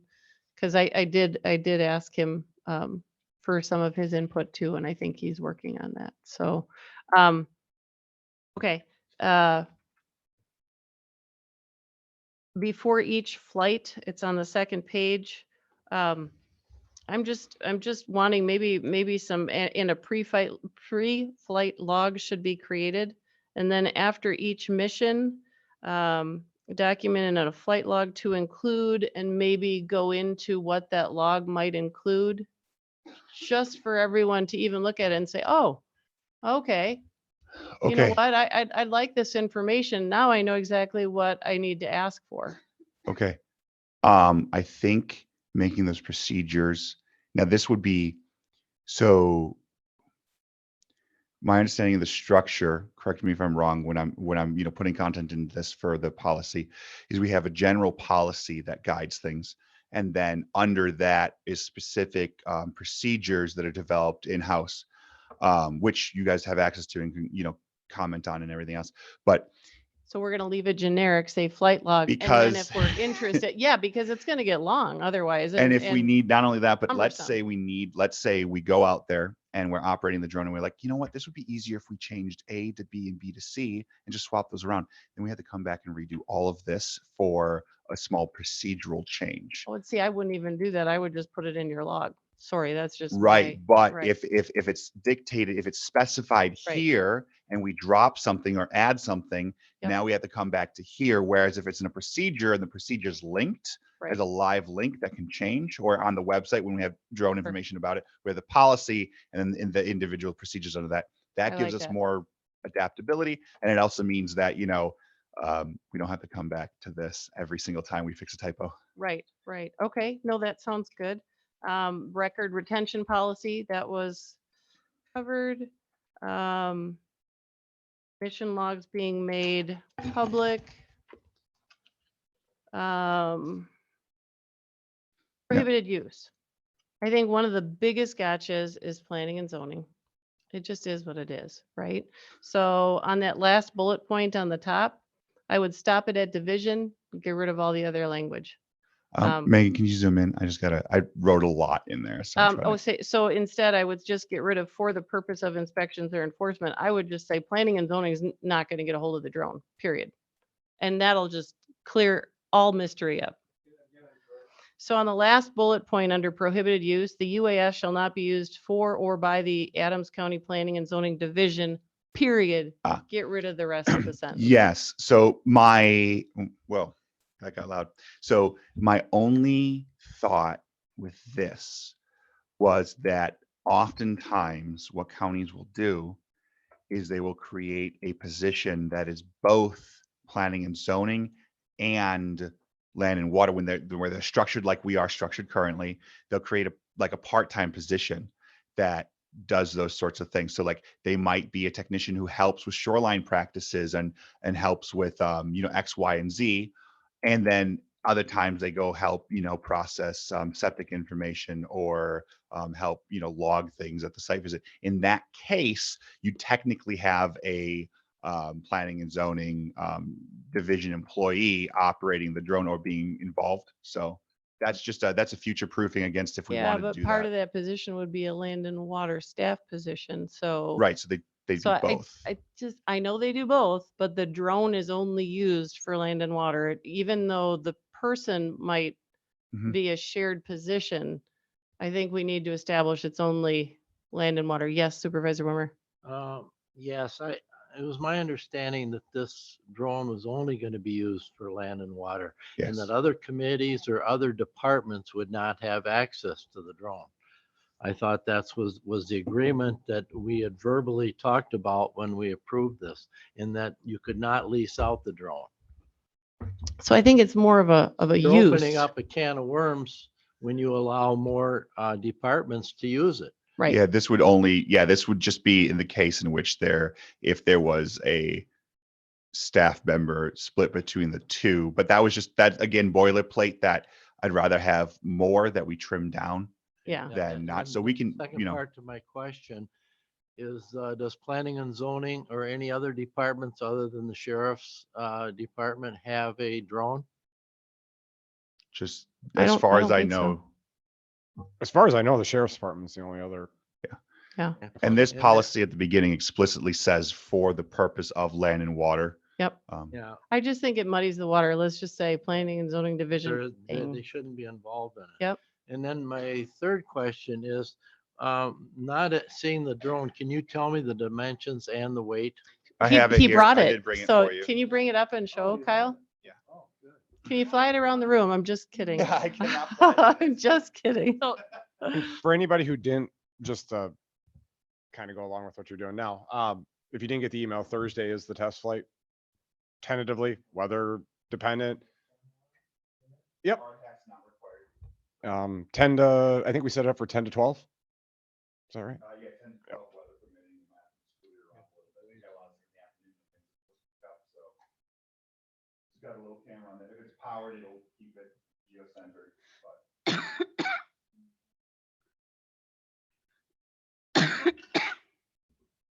He doesn't. I mean, if you want to answer any more questions, but this is the drone.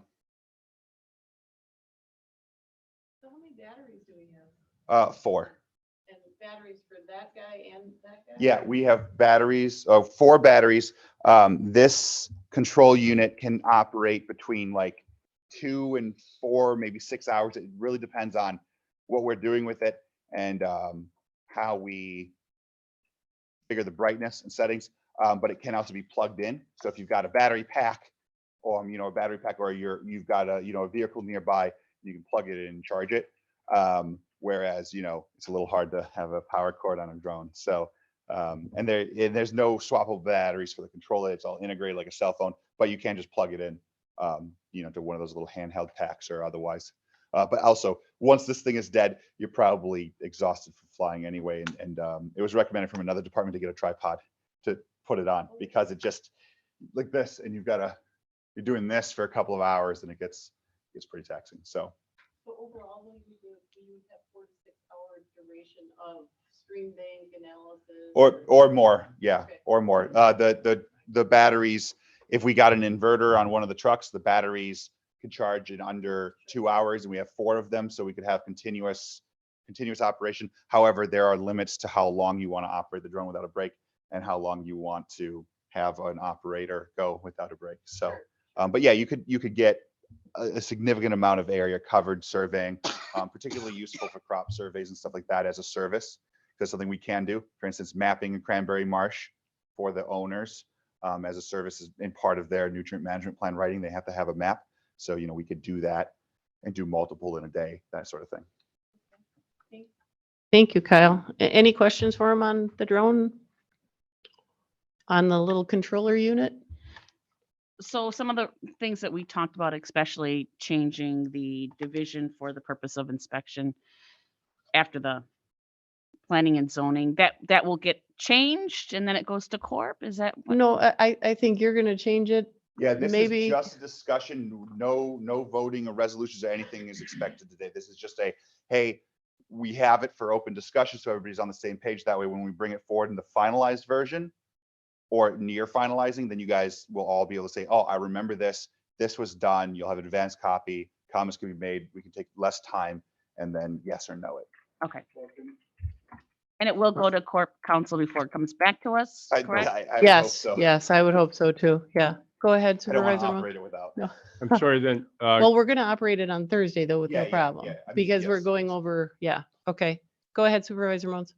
so can we go again? What are we asking for the change then to go to corp? So I can just highlight or do my Oh. own scratching on this copy? So Okay. the next copy coming out will be a little Kyle, do I you would wanna- really, really appreciate if everybody can get me their notes, email me or send me those. Very And good. then what I'll do is I will modify the document with change tracking.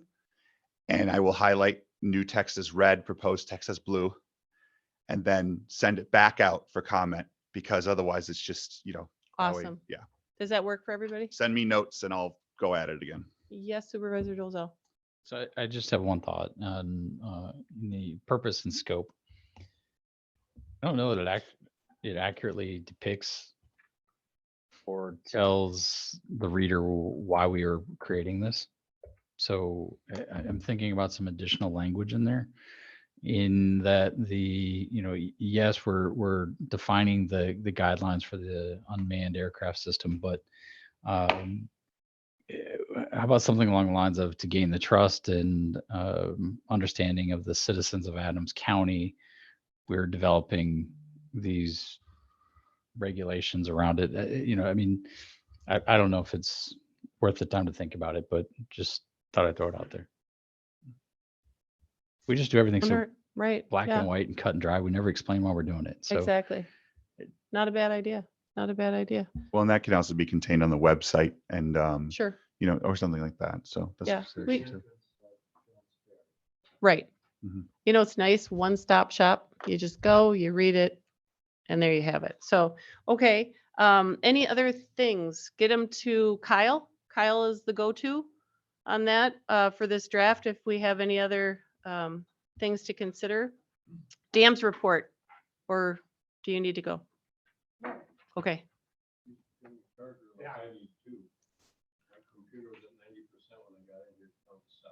Okay. Sorry. So dams report, a little bit of a progress. Friday, we did the contractor met staff at the Roche Cree Dam. We have a estimate imminently coming. And did he give it? He said soon, right? Yeah. Oh, it was this week? Okay.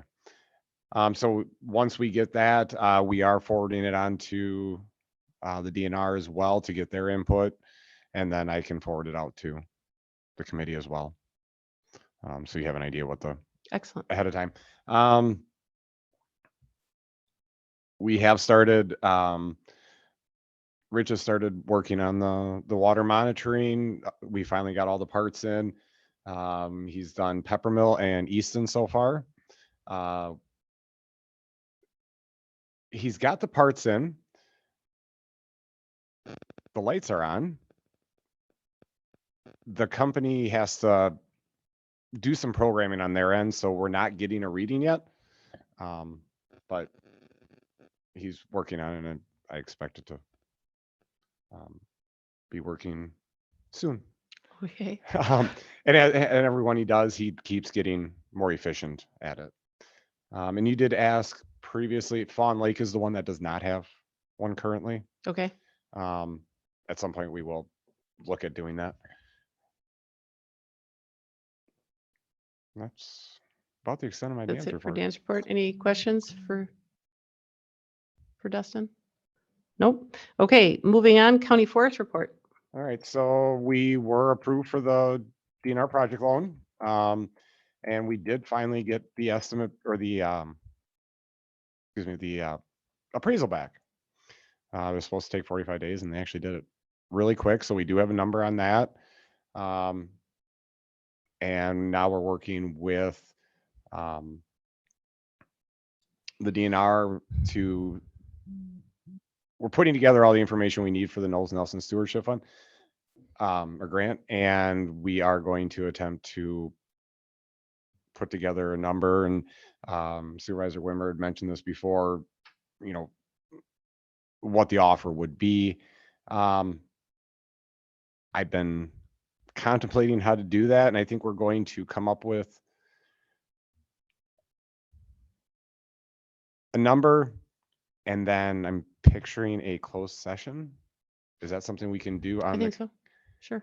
and we can do that in the committee level, correct? Yes. Okay. Does it have to come before the committee first? Maybe it has to come before the committee first. That would be a question. Yeah, so we'd have to come for here, closed session at a committee. And then make that determination moving forward. Right. Right. In the final, and I can talk with Jeff about this too, as far as does our offer have to be approved by the full county board or just the committee? Well, isn't this a budgetary concern, right? It doesn't affect our budget at all. It does not. We have no, Oh, because of the loan. right. Everything's covered through the program. Or we have no upfront costs. Maybe that's a better way to put it. I would ask, I think we should go back to Corp Council Yep, on that. I and will find out the details on that. I just hesitate giving you the number until I would say closed session, just because I don't want it to Absolutely affect. closed session, because then it's not something that can be publicly shared. And I know the final purchase of the entire, if everything, the offer is accepted and we get all the way through, that would have to be in front of the full county board. Right. I just have to check with Corp Council about that intermediary step of making the offer. Okay. Sounds good. Yeah, question. Yes, Supervisor Wimmer. Did you say, Dustin, that grant has been approved? Is that? No. What did you say? I didn't pick it up when you first said. Sure. So the DNR Forest project loan has been approved. That's actually, I think we got approval on that a month or two. Oh, that's not the Knowles grant. Correct. So the Knowles Nelson grant. right. So as Carolyn presented, there's two funding mechanisms that we're utilizing to obtain this, or as far as the plan goes. One is a grant, and that's the Knowles Nelson Stewardship Grant. That will, if approved by the Joint Finance Committee at the state legislature, if that's approved, would pay for up to half of, well, in theory, the same, half of the lowest appraised value, because we have to have an appraisal done, which we have now completed. And the DNR is also ordering an appraisal done. The Knowles Nelson will pay up to 50% of whichever the two of those is lower. Even if your offer to purchase is higher than the appraised value. So that's something we have to take into account. The DNR project loan will cover the remaining portion. 0% loan paid out. I mean, they're anticipating, 80-year repayment. 40% of whatever we take in timber harvest goes to repay that loan. So we don't have anything coming out of our levy or out of the levy budget, anything like that. We don't necessarily even have an annual obligation. It's, we do a timber harvest this year, we send 40% off to the DNR to help pay off that loan. If we don't harvest again for 5 more years, that's fine. We don't pay them anything for 5 years. And then when we do the next harvest. So that portion, the 0% loan has been approved. The Knowles Nelson grant has. Correct, because we actually have not applied yet. We had to wait for the appraisal before we could get the information we needed to apply. Interesting. Okay, I must have read something differently then. So, okay. Go ahead, Supervisor Moans. Thank you. Just reiteration, we have already gone before the county board with this. And the county board approved watching this because it's not going to cost us anything, because the harvest, 40% of each harvest goes to pay off the loan. So we get to keep 60%. We use the 40% to pay off the loan. The grant and the loan are going to buy the property. The harvest is going to pay for it. Yep. Can I clarify that a little Please. bit? What the county board approved, or the committee and then the county board approved, was us applying for the loan.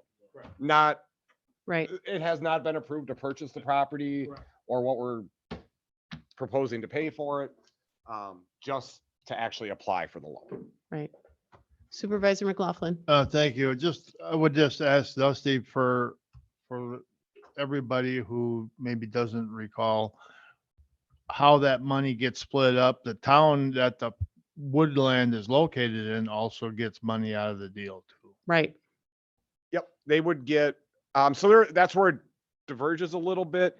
So currently we have 140 acres all located in the town of Rome.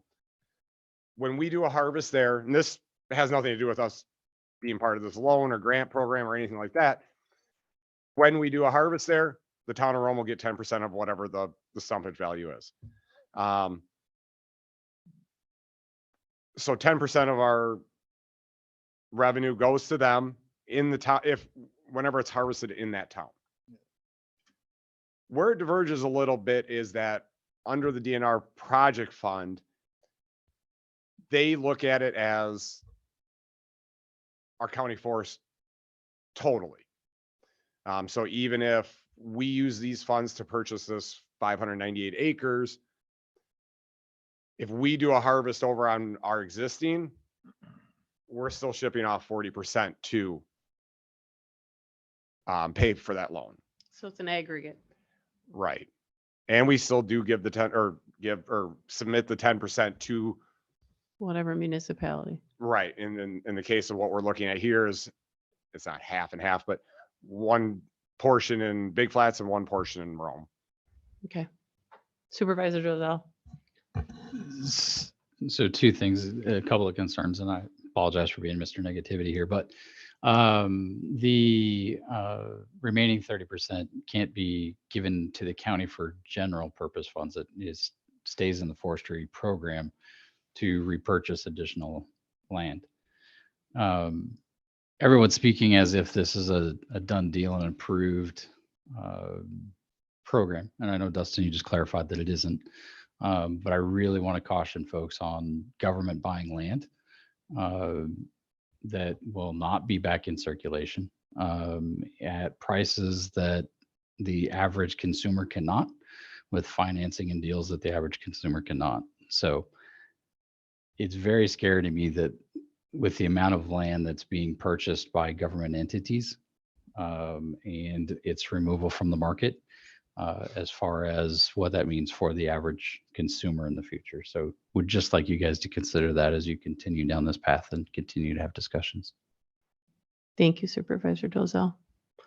Okay. All right. Is that it, Dustin? Okay. Lake Alliance report. Is Bill still on? Yes, he is. Can you hear me? We can, Bill. Okay, thank you. Last month we just had a regular meeting, and we're meeting today at 6:30. So I think Kiefer will be our guest speaker to formally introduce himself to the rest of the lakes. Other than that, we don't really have much else to report at this time. So. Thank you, Bill. Do we have any questions for Bill? No questions. Bill, thank you. Sure. All right. Moving on to the farm service agent, Doreen. We actually met this morning. A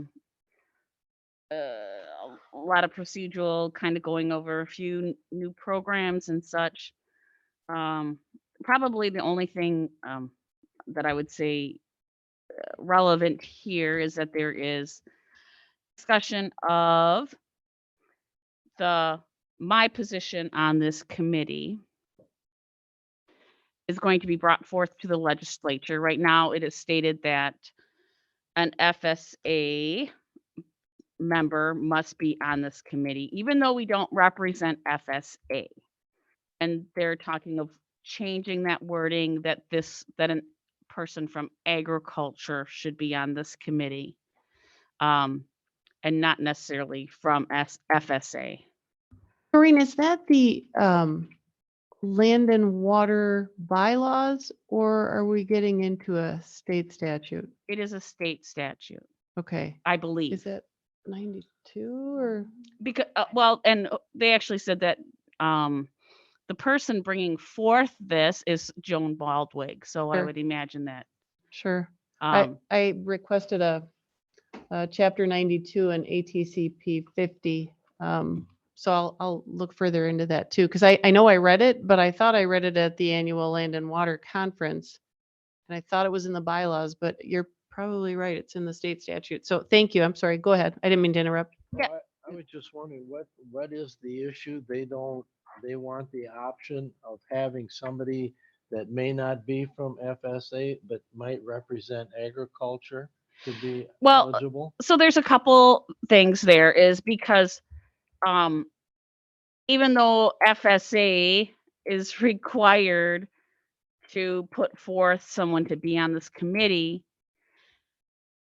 according to laws and all this stuff, I mean, it's been quite a rigmarole. They are not I am not representing FSA. Okay. And the other thing is that people on a member on FSA doesn't necessarily need to be a member, agricultural person. So it's kind of this ambiguous thing, and it's just hopefully clearing up language and making things more understandable. So yeah, so that is supposed to be put forth later this year. So it's not to say that, just because I am an FSA member, I can still be on this committee, or the same person can be on the committee. It's just that it removes that requirement from FSA. So Okay. Thank you. yeah, other than that, there are a few new programs, and just kind of a clarification. There are some vagueness in some of the requirements on some of the relief programs, and it leaves a lot up to the committee members on the FSA board. And we did vote to stipulate requirements and information gathering, and not just rubber stamp applications and stuff. So that's all I Excellent. have. Okay. Any questions for Doreen? Nope. Okay. Thank you, Doreen. Central Sands Groundwater County Collaborative. I attended a meeting. Basically, it was to discuss the presentation that's going to be happening on Thursday. Please attend. You can attend virtually if you don't want to drive over to Montello, or drive over to Montello. There's plenty of seating room. So it's to discuss the nitrates, and this always gets me, neonicotinoids, whatever. Thank you. I always mess that up. For groundwater protection. And if you really want to read the documentation in Kyle's either presentation or milestones and accomplishments, you have a link to the 493 page final. It is that bad, because I looked at it, I'm like, well, maybe I should just print this. I'm like, heck no. Yes. It's 48 pages. Right. But if you want it all. And then those are just for the figures, it breaks it down by township, like they have in Right. the draft. So you can definitely read it in a couple of hours, 48 pages. It's all the extra addendums, and the deliverables are also attached to it. Right. Right. Do you want to bring that up, Megan? Yep. The first That would 48 be great. pages, That's all right. That's all you need. Okay. So that's the announcement. You should have had it given to you at county board. I was not in attendance at the last county board. Should have had everyone get that. There is a Zoom link to it.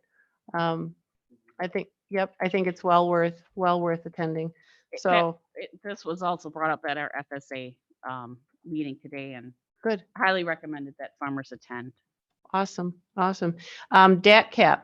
I'm just going to keep moving along. DATCAP, that report or reports was not linked. I suggested it this morning. Okay. All right. I got it this morning, so I just linked it. This Okay. morning. All right. So when you get a chance, read that over. Financials were attached. Are there any questions? Seeing none. 9 key element presentation. Kyle, you're at the tail end. I'm sorry. Yeah, how do you want to do that? Do I have a clicker? Do you want me probably up at the for you thing? Yeah. Do you have like a PowerPoint? Yeah. Do Megan have it? Okay. Stop right now. Yep. Do we have a clicker? Just let me know. Stand next to her. Or we can hook up my Chromebook too. He's going to be by you. Or will my Sure, Chromebook- you can. Oh, I You wanna wanted just- to say we did name innocuously, we named it Gizmo. Gizmo. And we put googly eyes on the case, so you know it's trustworthy. Okay, Yeah, just stand right here. just don't feed it after. Oh, no, that's Uh, Gizmo. Gizmo, yeah. It's promoting a private entity. And I can. Uh-oh. Well, it's a nickname, not an official.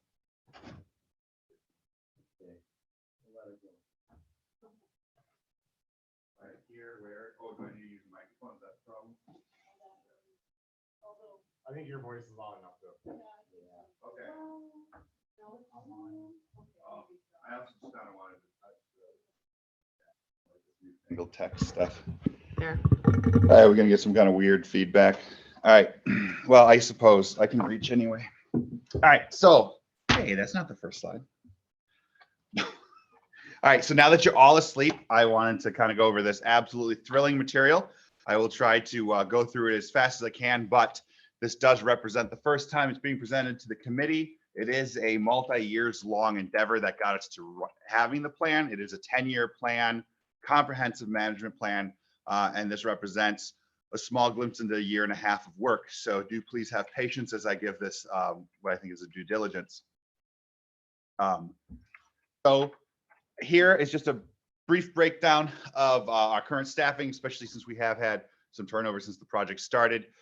Dustin Grant, of course, Chuck, Kiefer, Carolyn, and Megan.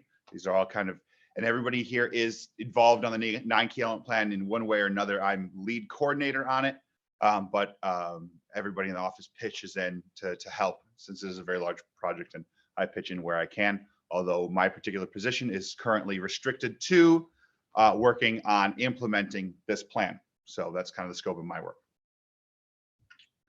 So this is the 14 Mile Creek 9 key element watershed.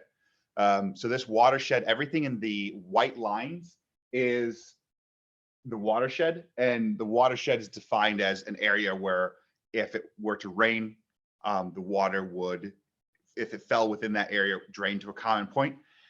In this case, we've got area that goes all the way from Tower Road up in Portage County down to County O in Adams, out to Plainfield, and then back again all the way through Rome to Lake Petenwell.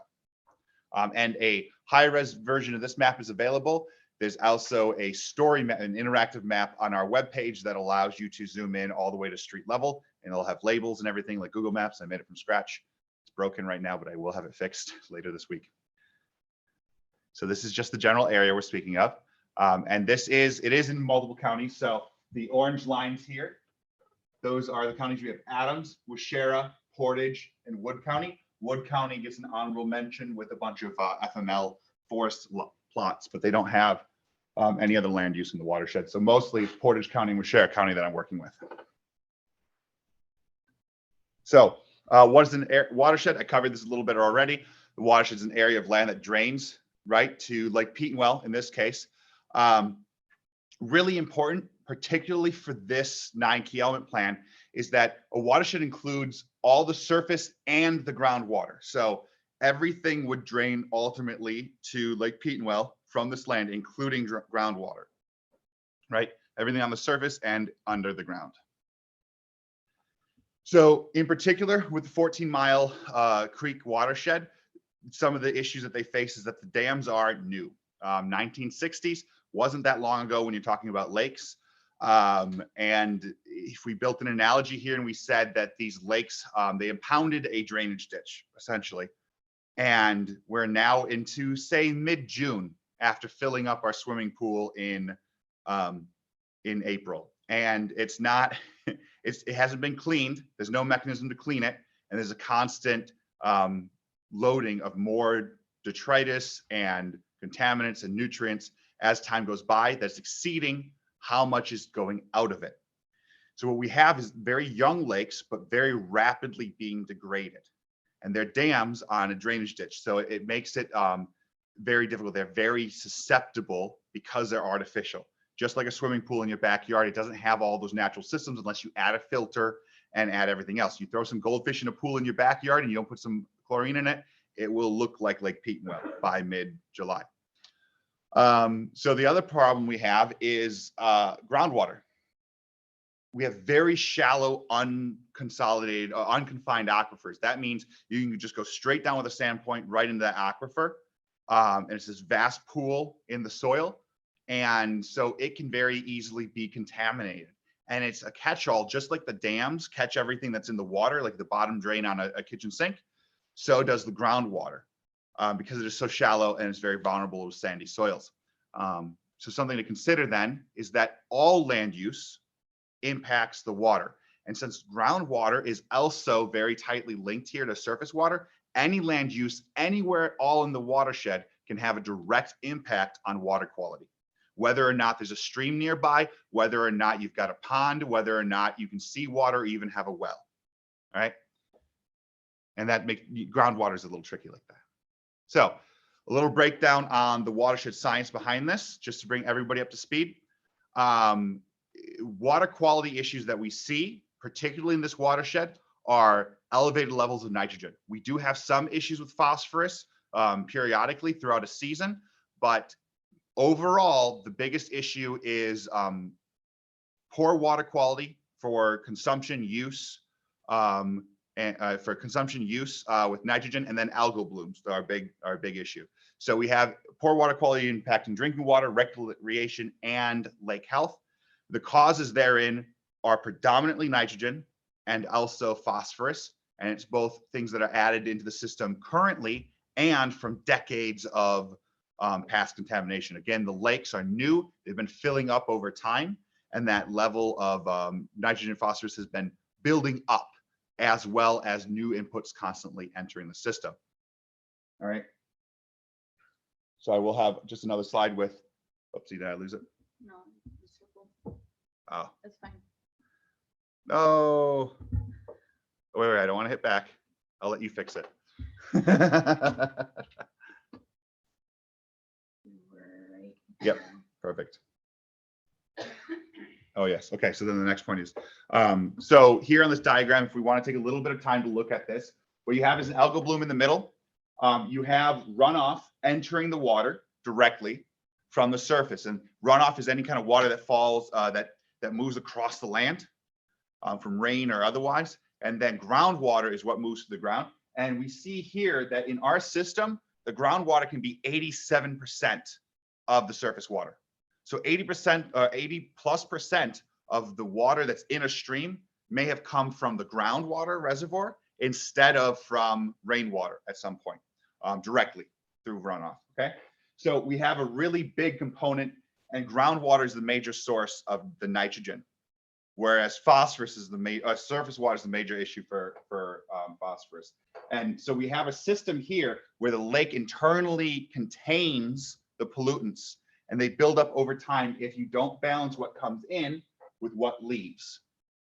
That's our fundamental problem, is a misbalance there. Okay. So how do nutrients enter the water? We have this concept called internal loading. Internal loading is nutrients that become available to the water from already in the lake. So this would be the case of if you had, let's say when the paper mills were active, that's not in this watershed, but let's say the Wisconsin River, the paper mills are active, they're putting out a lot of phosphorus and a lot of sludge and a lot of materials. 40, 50 years later, that's still passively releasing nutrients. That's called internal loading. That's something that's a source that's already in the system and it's continuing to become a problem. External loading is things within a season when it rains, washes into the system. So we're looking at it, internal loading would be all the sources of nutrients and pollutants that come from within the lake. And then external is everything that's from the shore out. So two big pools, two big sources of both nitrogen and phosphorus, okay? So on that note, want to break it down a little bit. How do those nutrients enter the water? Phosphorus, okay? Phosphorus is both agriculture and internal loading. We've got about a 40 to 50% is coming from internal. 60 to 50% is coming from external. And what that means is that external sources could be agricultural runoff and erosion. It could be from construction sites.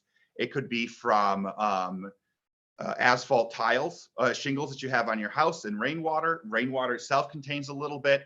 The biggest source of phosphorus in the system is sediment. That's why in the conservation department, we have such an emphasis on things like buffers and cover crops and no-till. It's this whole point to keep the soil on the ground, because phosphorus typically binds to soil and is transported to the water when water carries the soil into the water.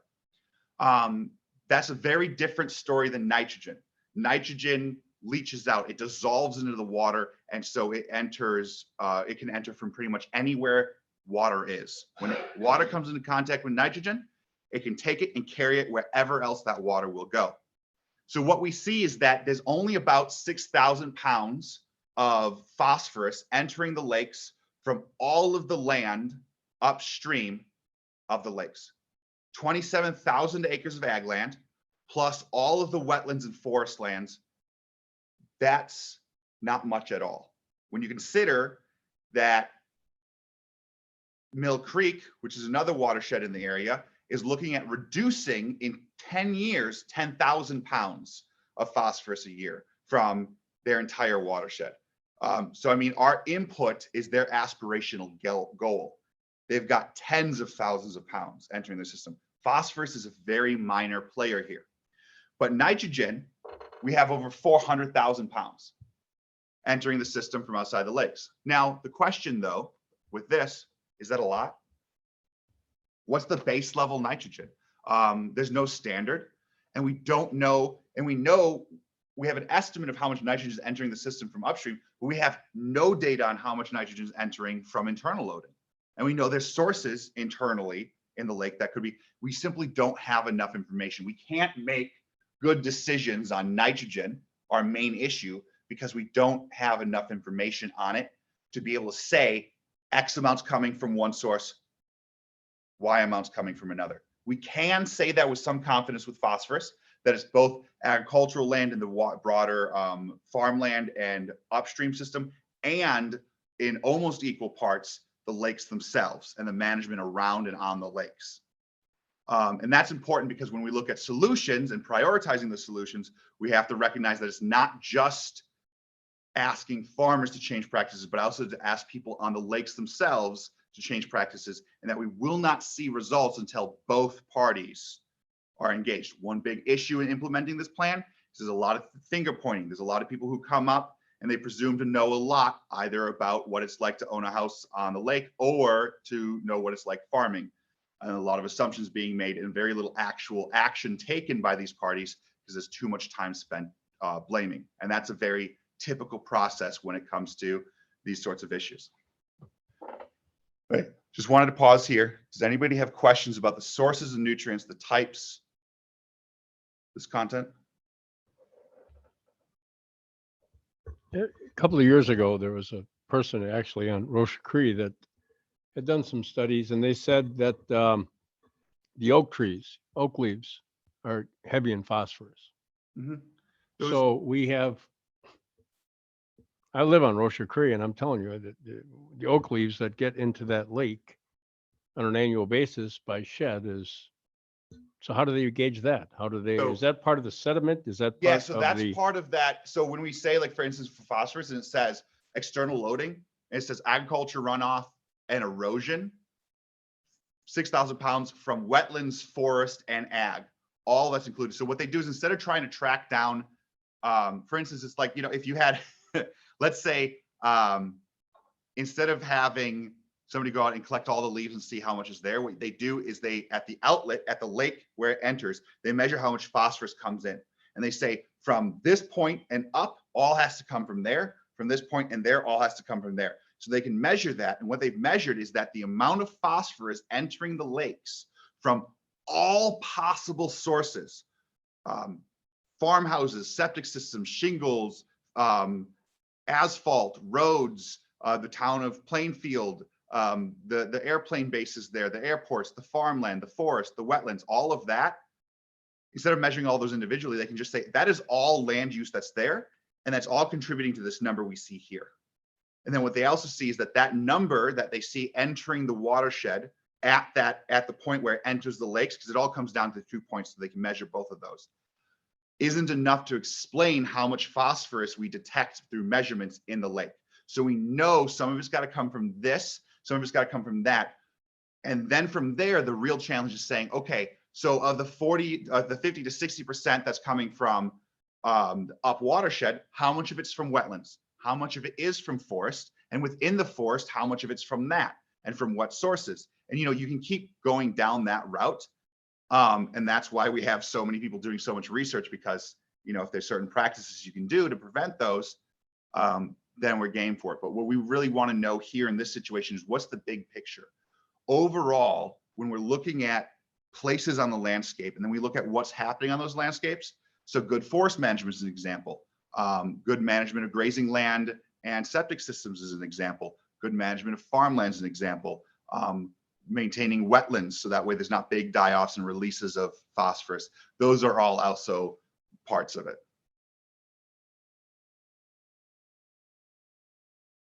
Any other questions? This is much more dense than I normally do, but I feel like it's necessary for a full understanding of what we're talking about and the sheer amount of money involved here and effort. Right. So here's a question: what can be done to reduce phosphorus and nitrogen loading? What about internally? So when we look at the lakes, this is 1937. You can see this was called Deer Lake at one point, I believe. That's actually artificial. That was a mill pond that was put in the 1800s. So what we see is a system that used to be wetlands. The predominant farming agriculture in this area in 1937 was sheep and hay marsh for the sheep. And that was pretty much it. There had been some attempts at other things, and also rye. But by this time, the rye boom was rye is an interesting topic. It's come and gone, but there's rye, hay marsh, and sheep in this area. In this photo, mostly all marsh hay and sheep. Further up in the watershed, a lot of rye. Adams used to be known for it in the 1800s. But what you can see is a vast wetland. There used to be a wetland covering about 150 square miles from 14 Mile up to Plover. That was all ditched and drained. This photo is taken after those wetlands were ditched and drained, and this is what was left of it. What they did in the 60s is they built dams at the, they built dams here, I believe here, another one there, and then one at the outlet for Sherwood at 13 here. So what happened is they took this marsh, they built dams, they took all of the soil and all those wetland soils and muck, they dredged it out, they piled it on the shores, they covered it in sand and sculpted it into hills for little houses to sit on in little lots. They divvied it up into little lots, not little houses like I'm being sarcastic. I mean, just they divvied it up into little lots for sale instead of, you know, large tracts like it used to be. What you have is all of those functions that once were present in the wetland are gone. Now it's just a sandy basin with a water collection in it.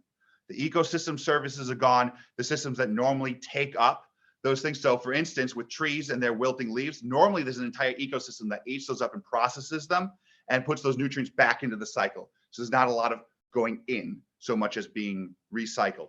That was heavily disturbed, right? So what we're looking at now here, now this is a modern photo from today, last couple of years, and we see the dams, we see how much water and how much development went in there. And all of that development in water means that everything that used to be there is now available to the water as a pollutant somewhere in the system. And all the capacity to handle those pollutants that used to be there are now asphalt, rooftops, grassy beaches, or water. And so that in itself has a big impact. And so one of the things we're trying to do is improve the health of the lake by improving the ability of the lake to process what's coming into it, and to also reduce what's coming from the lake itself with shoreline improvements, zoning, septic, considerations for the lake itself. Tri-Lakes is looking at different treatments that might be needed to remove those legacy sediments with either dredging or alum treatments or whatever is possible, right? So those are some of the things, big picture, we're looking at doing within the lakes. When it comes to efficacy, what we see here is a shoreline practice at Lake Camelot. And what people like to do around Lake Camelot is run their jet boats and their boats for skiing in circles where there's the deep water, which is good, but it creates a lot of wave action. What we see is that this shoreline here was eroding. Adams County went in and put practices in all the way along that shore in 2016. And this is a picture from last summer. You see how well it's weathered. Now, if you go a few feet over, which I didn't include in the pictures just for sensitivity reasons, is a beach club. Since 2016, their shore is back here, 2 feet further back than the shore that we put these practices in, because we put native plants in there. We haven't touched this property. No maintenance involved.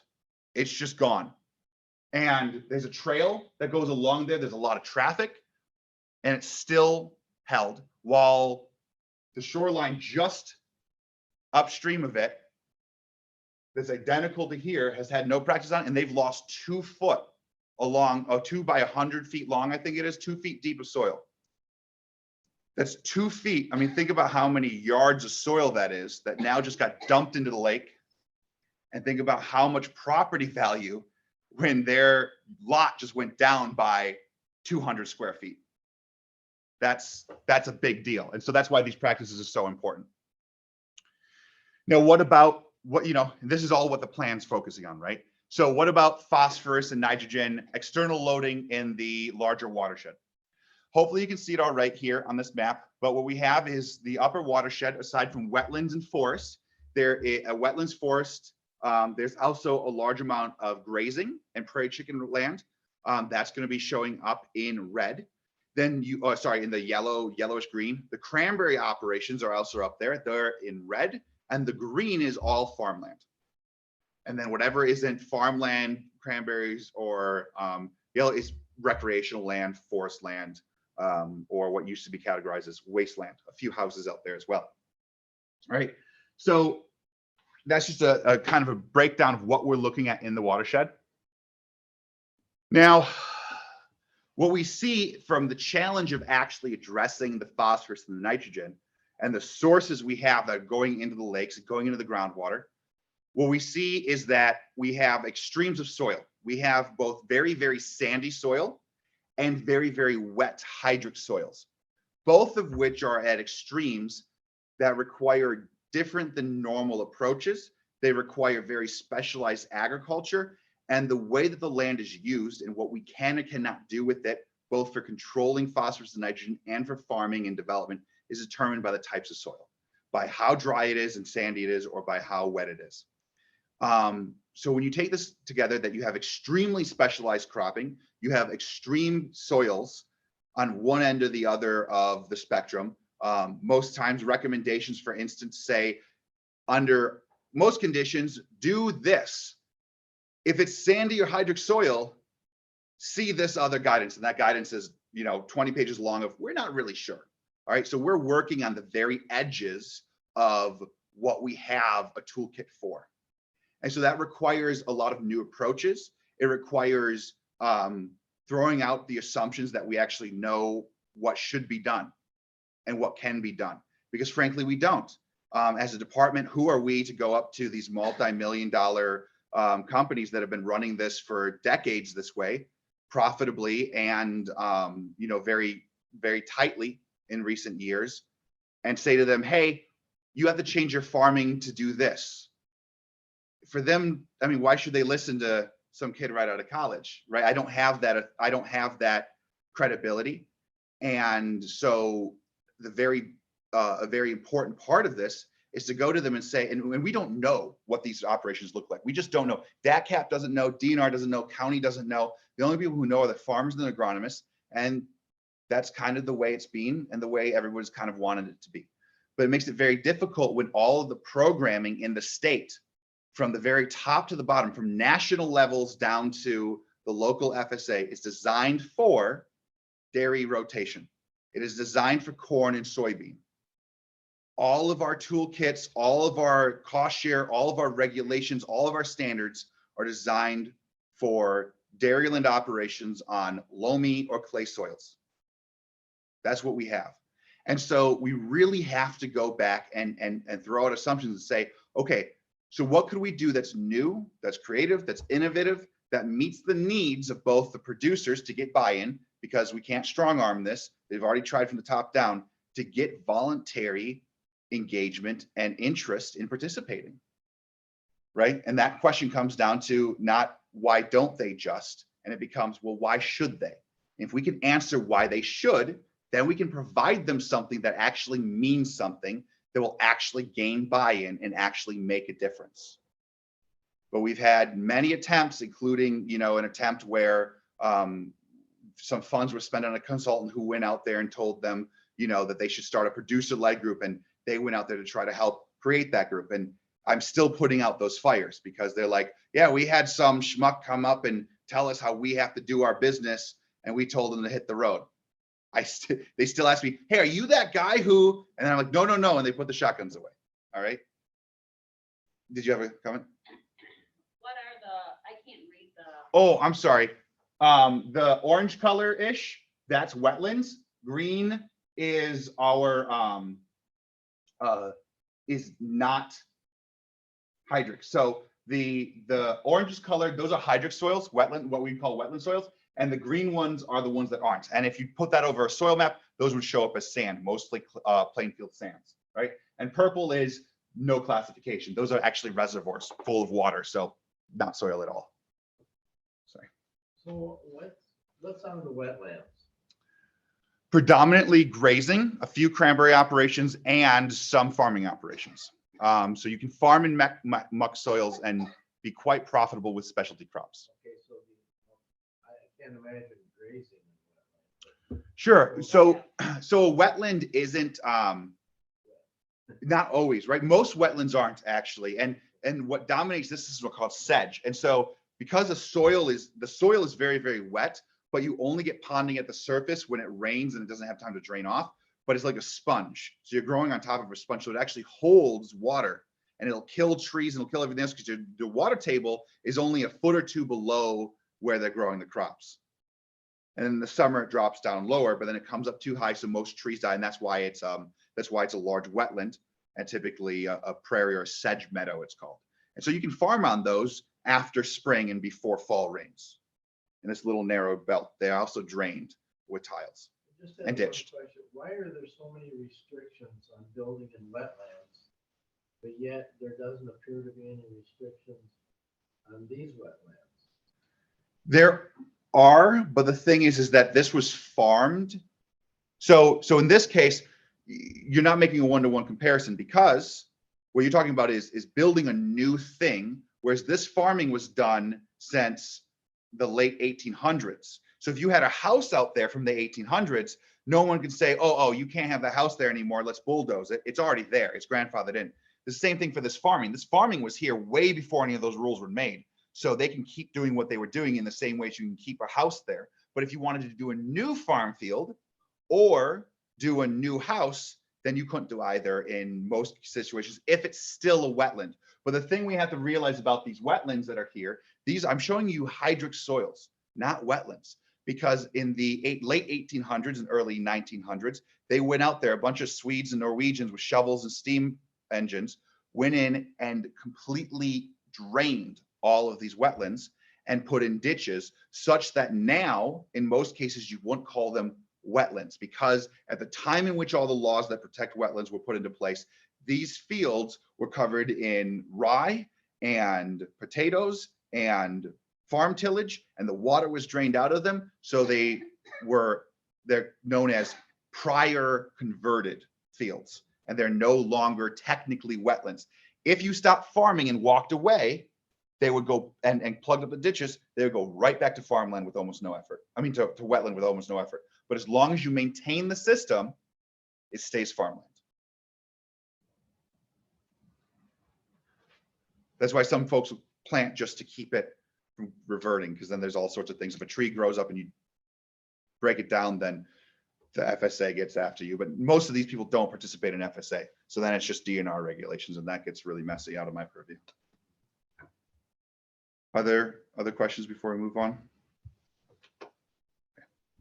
So those are our challenges and our opportunities. I could go through, you know, some of the things that we can do, but for brevity's sake, we're just taking a high level view here. There are much more details in the report, and there is a very hard to read 200 some page 9 key element plan that details more things. Keep in mind the 9 key element plan has specific practices for agriculture that are placeholders. They're not actually recommending we do contour crop in an area that drops 80 feet and 21 miles. So some of those in the plan, don't take those to heart. They're just provisional. So speaking of what's in the plan, as I mentioned before, it's a comprehensive plan. It is the only one in the state, and I think the only one in the nation at the time that included groundwater. Most of these plans just look at erosion from farm fields, and they just look at surface erosion and gullies and things like that. This is the first to include groundwater, and that's why it's so unique, and that's why an emphasis is being put on around the lakes, because so much of it comes from other sources. That's not just runoff. And so that makes this very unique for the state. Okay. So with all this said, what have I been doing for the last year and a half? This is the please continue to fund me moment, and the this is what I've done, please don't be angry at me moment. All right. So how do we measure progress? The plan itself has specific goals that are then broke down into strategic objectives called management objectives. We'll refer to these as milestones. This is how we track progress. In the first 3 years, what we're focusing on is to better understand the watershed conditions, right? Before we can go in there and say, hey, you should do X, Y, and Z, we have to go out and say, hey, what are you actually doing? And then, is it an issue? How can we help? Okay. Then the other part of it is to develop outreach capacity and community engagement. That's the part where I get them to not shoot me. All right. Or to actually come to the table or answer the door. I do a lot of knocking on farmers' doors and a lot of knocking on people's doors and just saying, hey, I'm here to talk to you about conservation. I'm not selling a vacuum. It's very different. Most times you don't just do that anymore. But this is one case where that is more common. And so reaching people can be hard.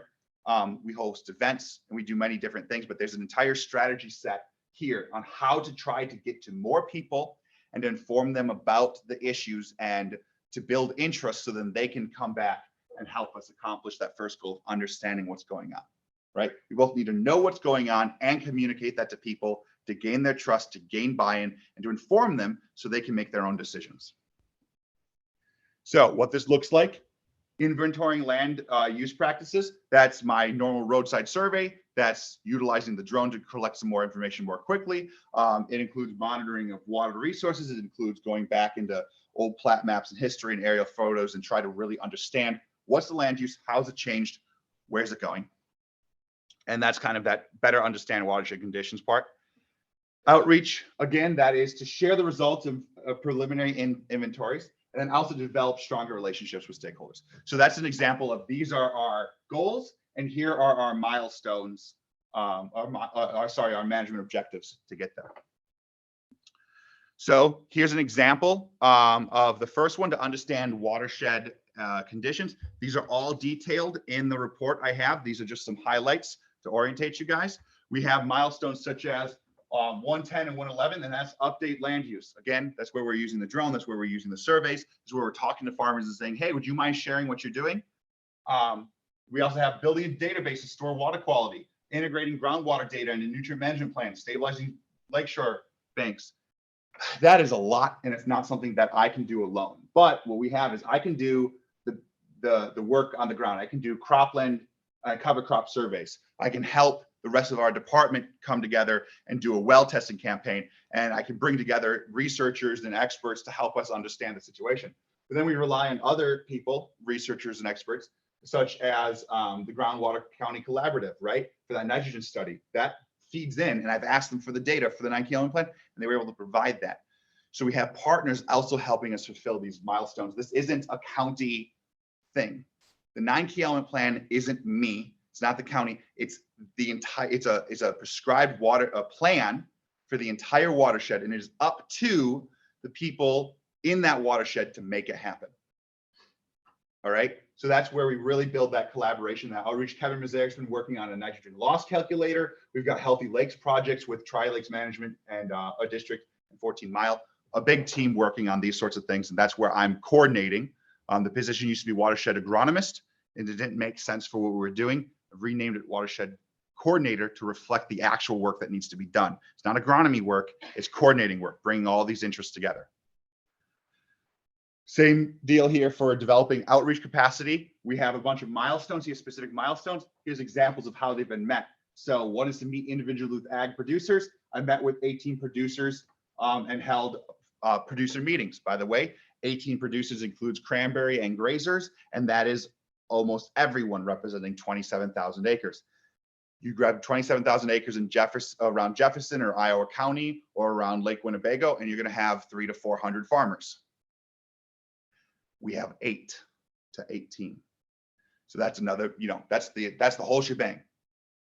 About 8 farmers control 80% of all the ag in the watershed. It's very different. Okay. And we had a field day at Leola Cranberry. We've held public meetings, and then of course our partners with the Lakes Watershed Alliance and Packers and others have also held meetings and are actively working to try to accomplish some of these milestones. Okay. Yes. With the limited number of producers, Yes. right? Sorry. With the limited number of producers, that actually should work to our advantage if we can get their buy-in. Yes. So the challenge is if you get even one producer to buy in, you've just gotten 20-30% of the acreage in. Massive, right? But that one farmer is also much more likely to be resistant to that because he would be taking everything else with him. I mean, there's the risks for them as producers and working with government is much higher than somebody with 200 acres. It's a lot more complicated as an industry. It's much more complicated. Most of the farmers both rent and own land, and multiple people rent the same land in a rotation. They've got 9 different crops. The 9th crop is all the ones we didn't list. So there's barriers where it's much harder to get buy-in, but once you do get buy-in, the floodgates are open. And that's where the challenge is. Traditionally, a 9-gallon plan like this would work on getting 1, 2, 3, 4, a couple of farmers, maybe just 5 farmers, right? And that's why the producer-led watershed groups start at 5, because it's just a few farmers from a watershed. Well, if you've got 300 farmers in a watershed, odds are you'll get a few, and you can start building momentum, and you can start building trust and having, over the fence conversations and peer-to-peer interactions. In this case, you don't have that, right? It's like, it's the like mountain men and trappers with territories versus, neighbors in a village. The odds are they have a lot, they know each other, but there's not going to be the same kind of just odds that you find somebody who's as willing to participate, right? It's just a numbers game at that point where, yeah, we've only got a couple of farmers. So that's both so you've only got to convince a few. It's like, yeah, but I also only have a few to convince, right? And because there's so few, there's fewer resources we can offer them. So it's a very complicated issue. Producer-led group is advantageous though too, right? It's bringing everybody Yes. to the table. Yep. Okay. But something on that, it has to be producer-led then, though. Right. I have gotten comments from people who say, I mean, from multiple agencies, people who don't work in this watershed and people who do, they say, hey, Kyle, when are you going to start a producer-led group? I'm like, when am I, the 28-year-old graduate from a master's program who's never farmed in his life, I'm going to start a farmer? No, it's just not. It's like grabbing the flag and running into the combat and everybody else stands around going, why did you do that? Right? It's not my right or my position to do that. I can facilitate it, encourage it, provide all the information. But if it's actually going to be a producer-led group as it's designed and meant to be, it has to be producer-led. They have to want it and they have to make it happen. Otherwise, it's just a rubber stamp. It's just a symbol. Is it a true statement that in this 14-mile watershed, there's quite a grant money that was established? So what do I have left Well, for slides? The reason I'm saying that is because when we first were talking about this, and I had the Yeah, this is my last opportunity to do that, is there had to be 5 minimum producers. Each one of them had to put up money, and then No. There's, sorry, there's a lot. These are really complicated systems, and there's been a lot of misinformation and mischaracterization. So please help me just to make sure I'm on the same page. Are you asking about a 9 key element plan or a producer-led group? 9 key element plan to start. It had to start with the producer-led group. Okay, so a 9 key element plan only requires county buy-in. It does not need a producer-led group, and there's no money that has to be put up. Traditionally, the 9 key element plan, there have been 9 key element plans that have begun out of efforts from producer-led groups, but not all. That would be an ideal way to do it, because otherwise we have county staff and experts designing a plan and then taking it to farmers and saying, does this work for you? Versus having farmers say, hey, we want to do this. This is what's going to work for us. So this watershed's done it backwards, because those are the resources and the opportunity that existed. And that's why I've been hired, but there's another misconception that the 9 key element plan gives us $8 million to spend.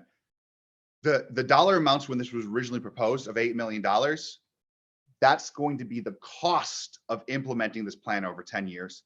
And there are grant funds to offset that cost and enable it. Now, having this plan doesn't incur a financial penalty or incur any kind of financial cost.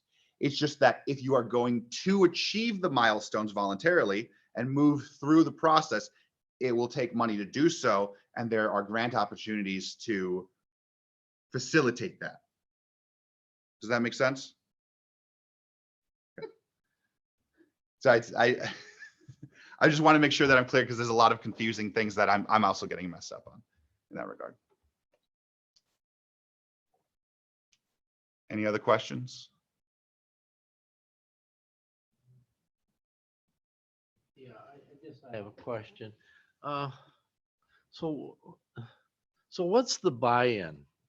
What's the buy-in for these producers? They're going along. Are they perfectly happy doing things the way they've been doing them? Is there,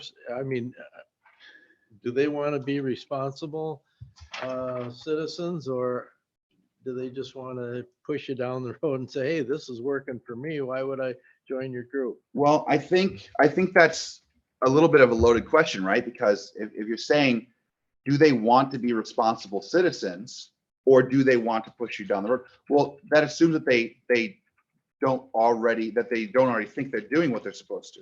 That's assuming that they're not already being responsible citizens. Okay, right? I worded it wrong. But that's just something that comes up a lot. Yeah. So let's just say, what's the buy-in for them? Ultimately, Advantage. It's an opportunity for them to present their story, their side of things, to present information, because for decades, there's been a very large number of people who have absolutely no clue what they're talking about, telling them and telling the world what they're doing and how they should do things and what they are and aren't doing. And, we've got WPVGA, but that's an industry trade group. And that's kind of a larger aggregate that doesn't tell the story of an individual. And we have an extremely intense pressure from the community on these farmers, that engaging with us would allow them to have a venue and a voice that is not legitimized by our participation together, but amplified, right? Their experience, their story, their positions, what they've already done is already legitimate. it's already valid. But what it allows them to do is to tie that message to something else that other people also trust. It's a way to bring, to set a table where multiple people can come together and we can have those discussions. So in large part, it's that PR discussion, community involvement aspect it gives them. Another part, though, is that it lets them, in an organized fashion without strings attached, provide a unified voice to say, hey, look, we've got lake protection groups, we've got lake districts, we've got all these other things. We're here to represent our interests on the same footing and with the same voice as, you know, the River Alliance or TNC or the county or Farmers Bureau or anything else like that, to make them a player in that conversation. And all of that is couched in the broader conversation of regulations. That's always for farmers. That's always the question. That's always the question for farmers. And every time I talk to a farmer, they say, hey, so what's going on with regulations? Because for them, that is a overnight potential to completely cease operation. That's a constant Damocles sword hanging above their head. So some of their interests might be, hey, if I'm involved in this, it's a good faith demonstration that when regulations come along, I know that the people who are making these regulations and enforcing them understand the realities of what's actually happening on the ground. Because what we often see, and I think this is from my own experience, but very, very often, is that regulations often come with good intent, but the actual implication in carrying them out on the ground, if you don't know the lay of the land, can get muddy and difficult. And so that's an incentive for them to be able to say, hey, look, we're already working with you. These new rules came in. You already know where we're at, and we can work together to make it work, rather than an adversarial, hey, these new rules came in, you got to adopt them or else. Does that make sense? Sure, they could fight it, and then you're just at a stalemate. Right. Or if they, you know, were on board in that process to begin with and demonstrated good faith, everybody can move from a conversation where we're at the table instead of fighting about who should be on the table. Correct. Yeah. I'm gonna take my shot at this, but it kind of sounds like the HCP. Yeah. Amen. Excellent presentation. Okay. And that is my last slide, partners. And then if we go to the next, it says questions, but you know, we definitely don't need to do that. All right. Thank you for your time. The 9 key element plan, this goes into detail, but it is written for a lay audience, and it is as clear language as I could make it. But again, I'm not always the most simply spoken. So if you have any questions, or if something I wrote is just weird or confusing, just let me know, and I can clarify some things, and I can change this. It's going live as a link, a Google Doc that's going to be, or a PDF that's going to be linked to the website. So if needs be to be updated and changed, that can happen live. You know, there's no print copy. That's the final version. So just let me know. When Thank does you. it go live? I mean, it's elements of it will be on the website, or on the website now. I'll be putting out a, I'm hoping to put out some kind of like press release and say, hey, you can find the whole thing here, but as things go, you know, it can be updated, and it's got a revision date on it. So after, inside the first page, second page, it says updated and then the date. So Awesome. just because this is an ongoing thing. Thank you, Kyle. Thank you for your time. Hope I didn't put you all to sleep. No, it was awesome. At all. Excellent presentation. Thank you. Okay, that brings us to the end. So we're going to set the next meeting date. Both the UW Extension and Land and Water are vitally important to the residents and visitors of Adams County. I'd like to revisit scheduling our monthly committee meetings to the evening so that our public may attend. This is up for discussion. If we could bring schedules to the next meeting, which we are going to schedule for Tuesday, May 2nd at 1 p.m. But consider our public. So that'll be on the agenda for next month. I just didn't want to drop it in your laps. So But Um, what did you, 6 p.m.? You No, next month will be at 1 PM, so it'll be Okay. the same But as to this month, cogitate on moving them to a later date or to when the later time. public can attend. Other committees are considering that also, just because there is public concern that they're not able to attend. So, all right. The next meeting is, like I said, Tuesday, May 2nd, 2023 at 1 PM. And the meeting is adjourned. Thank you all for attending.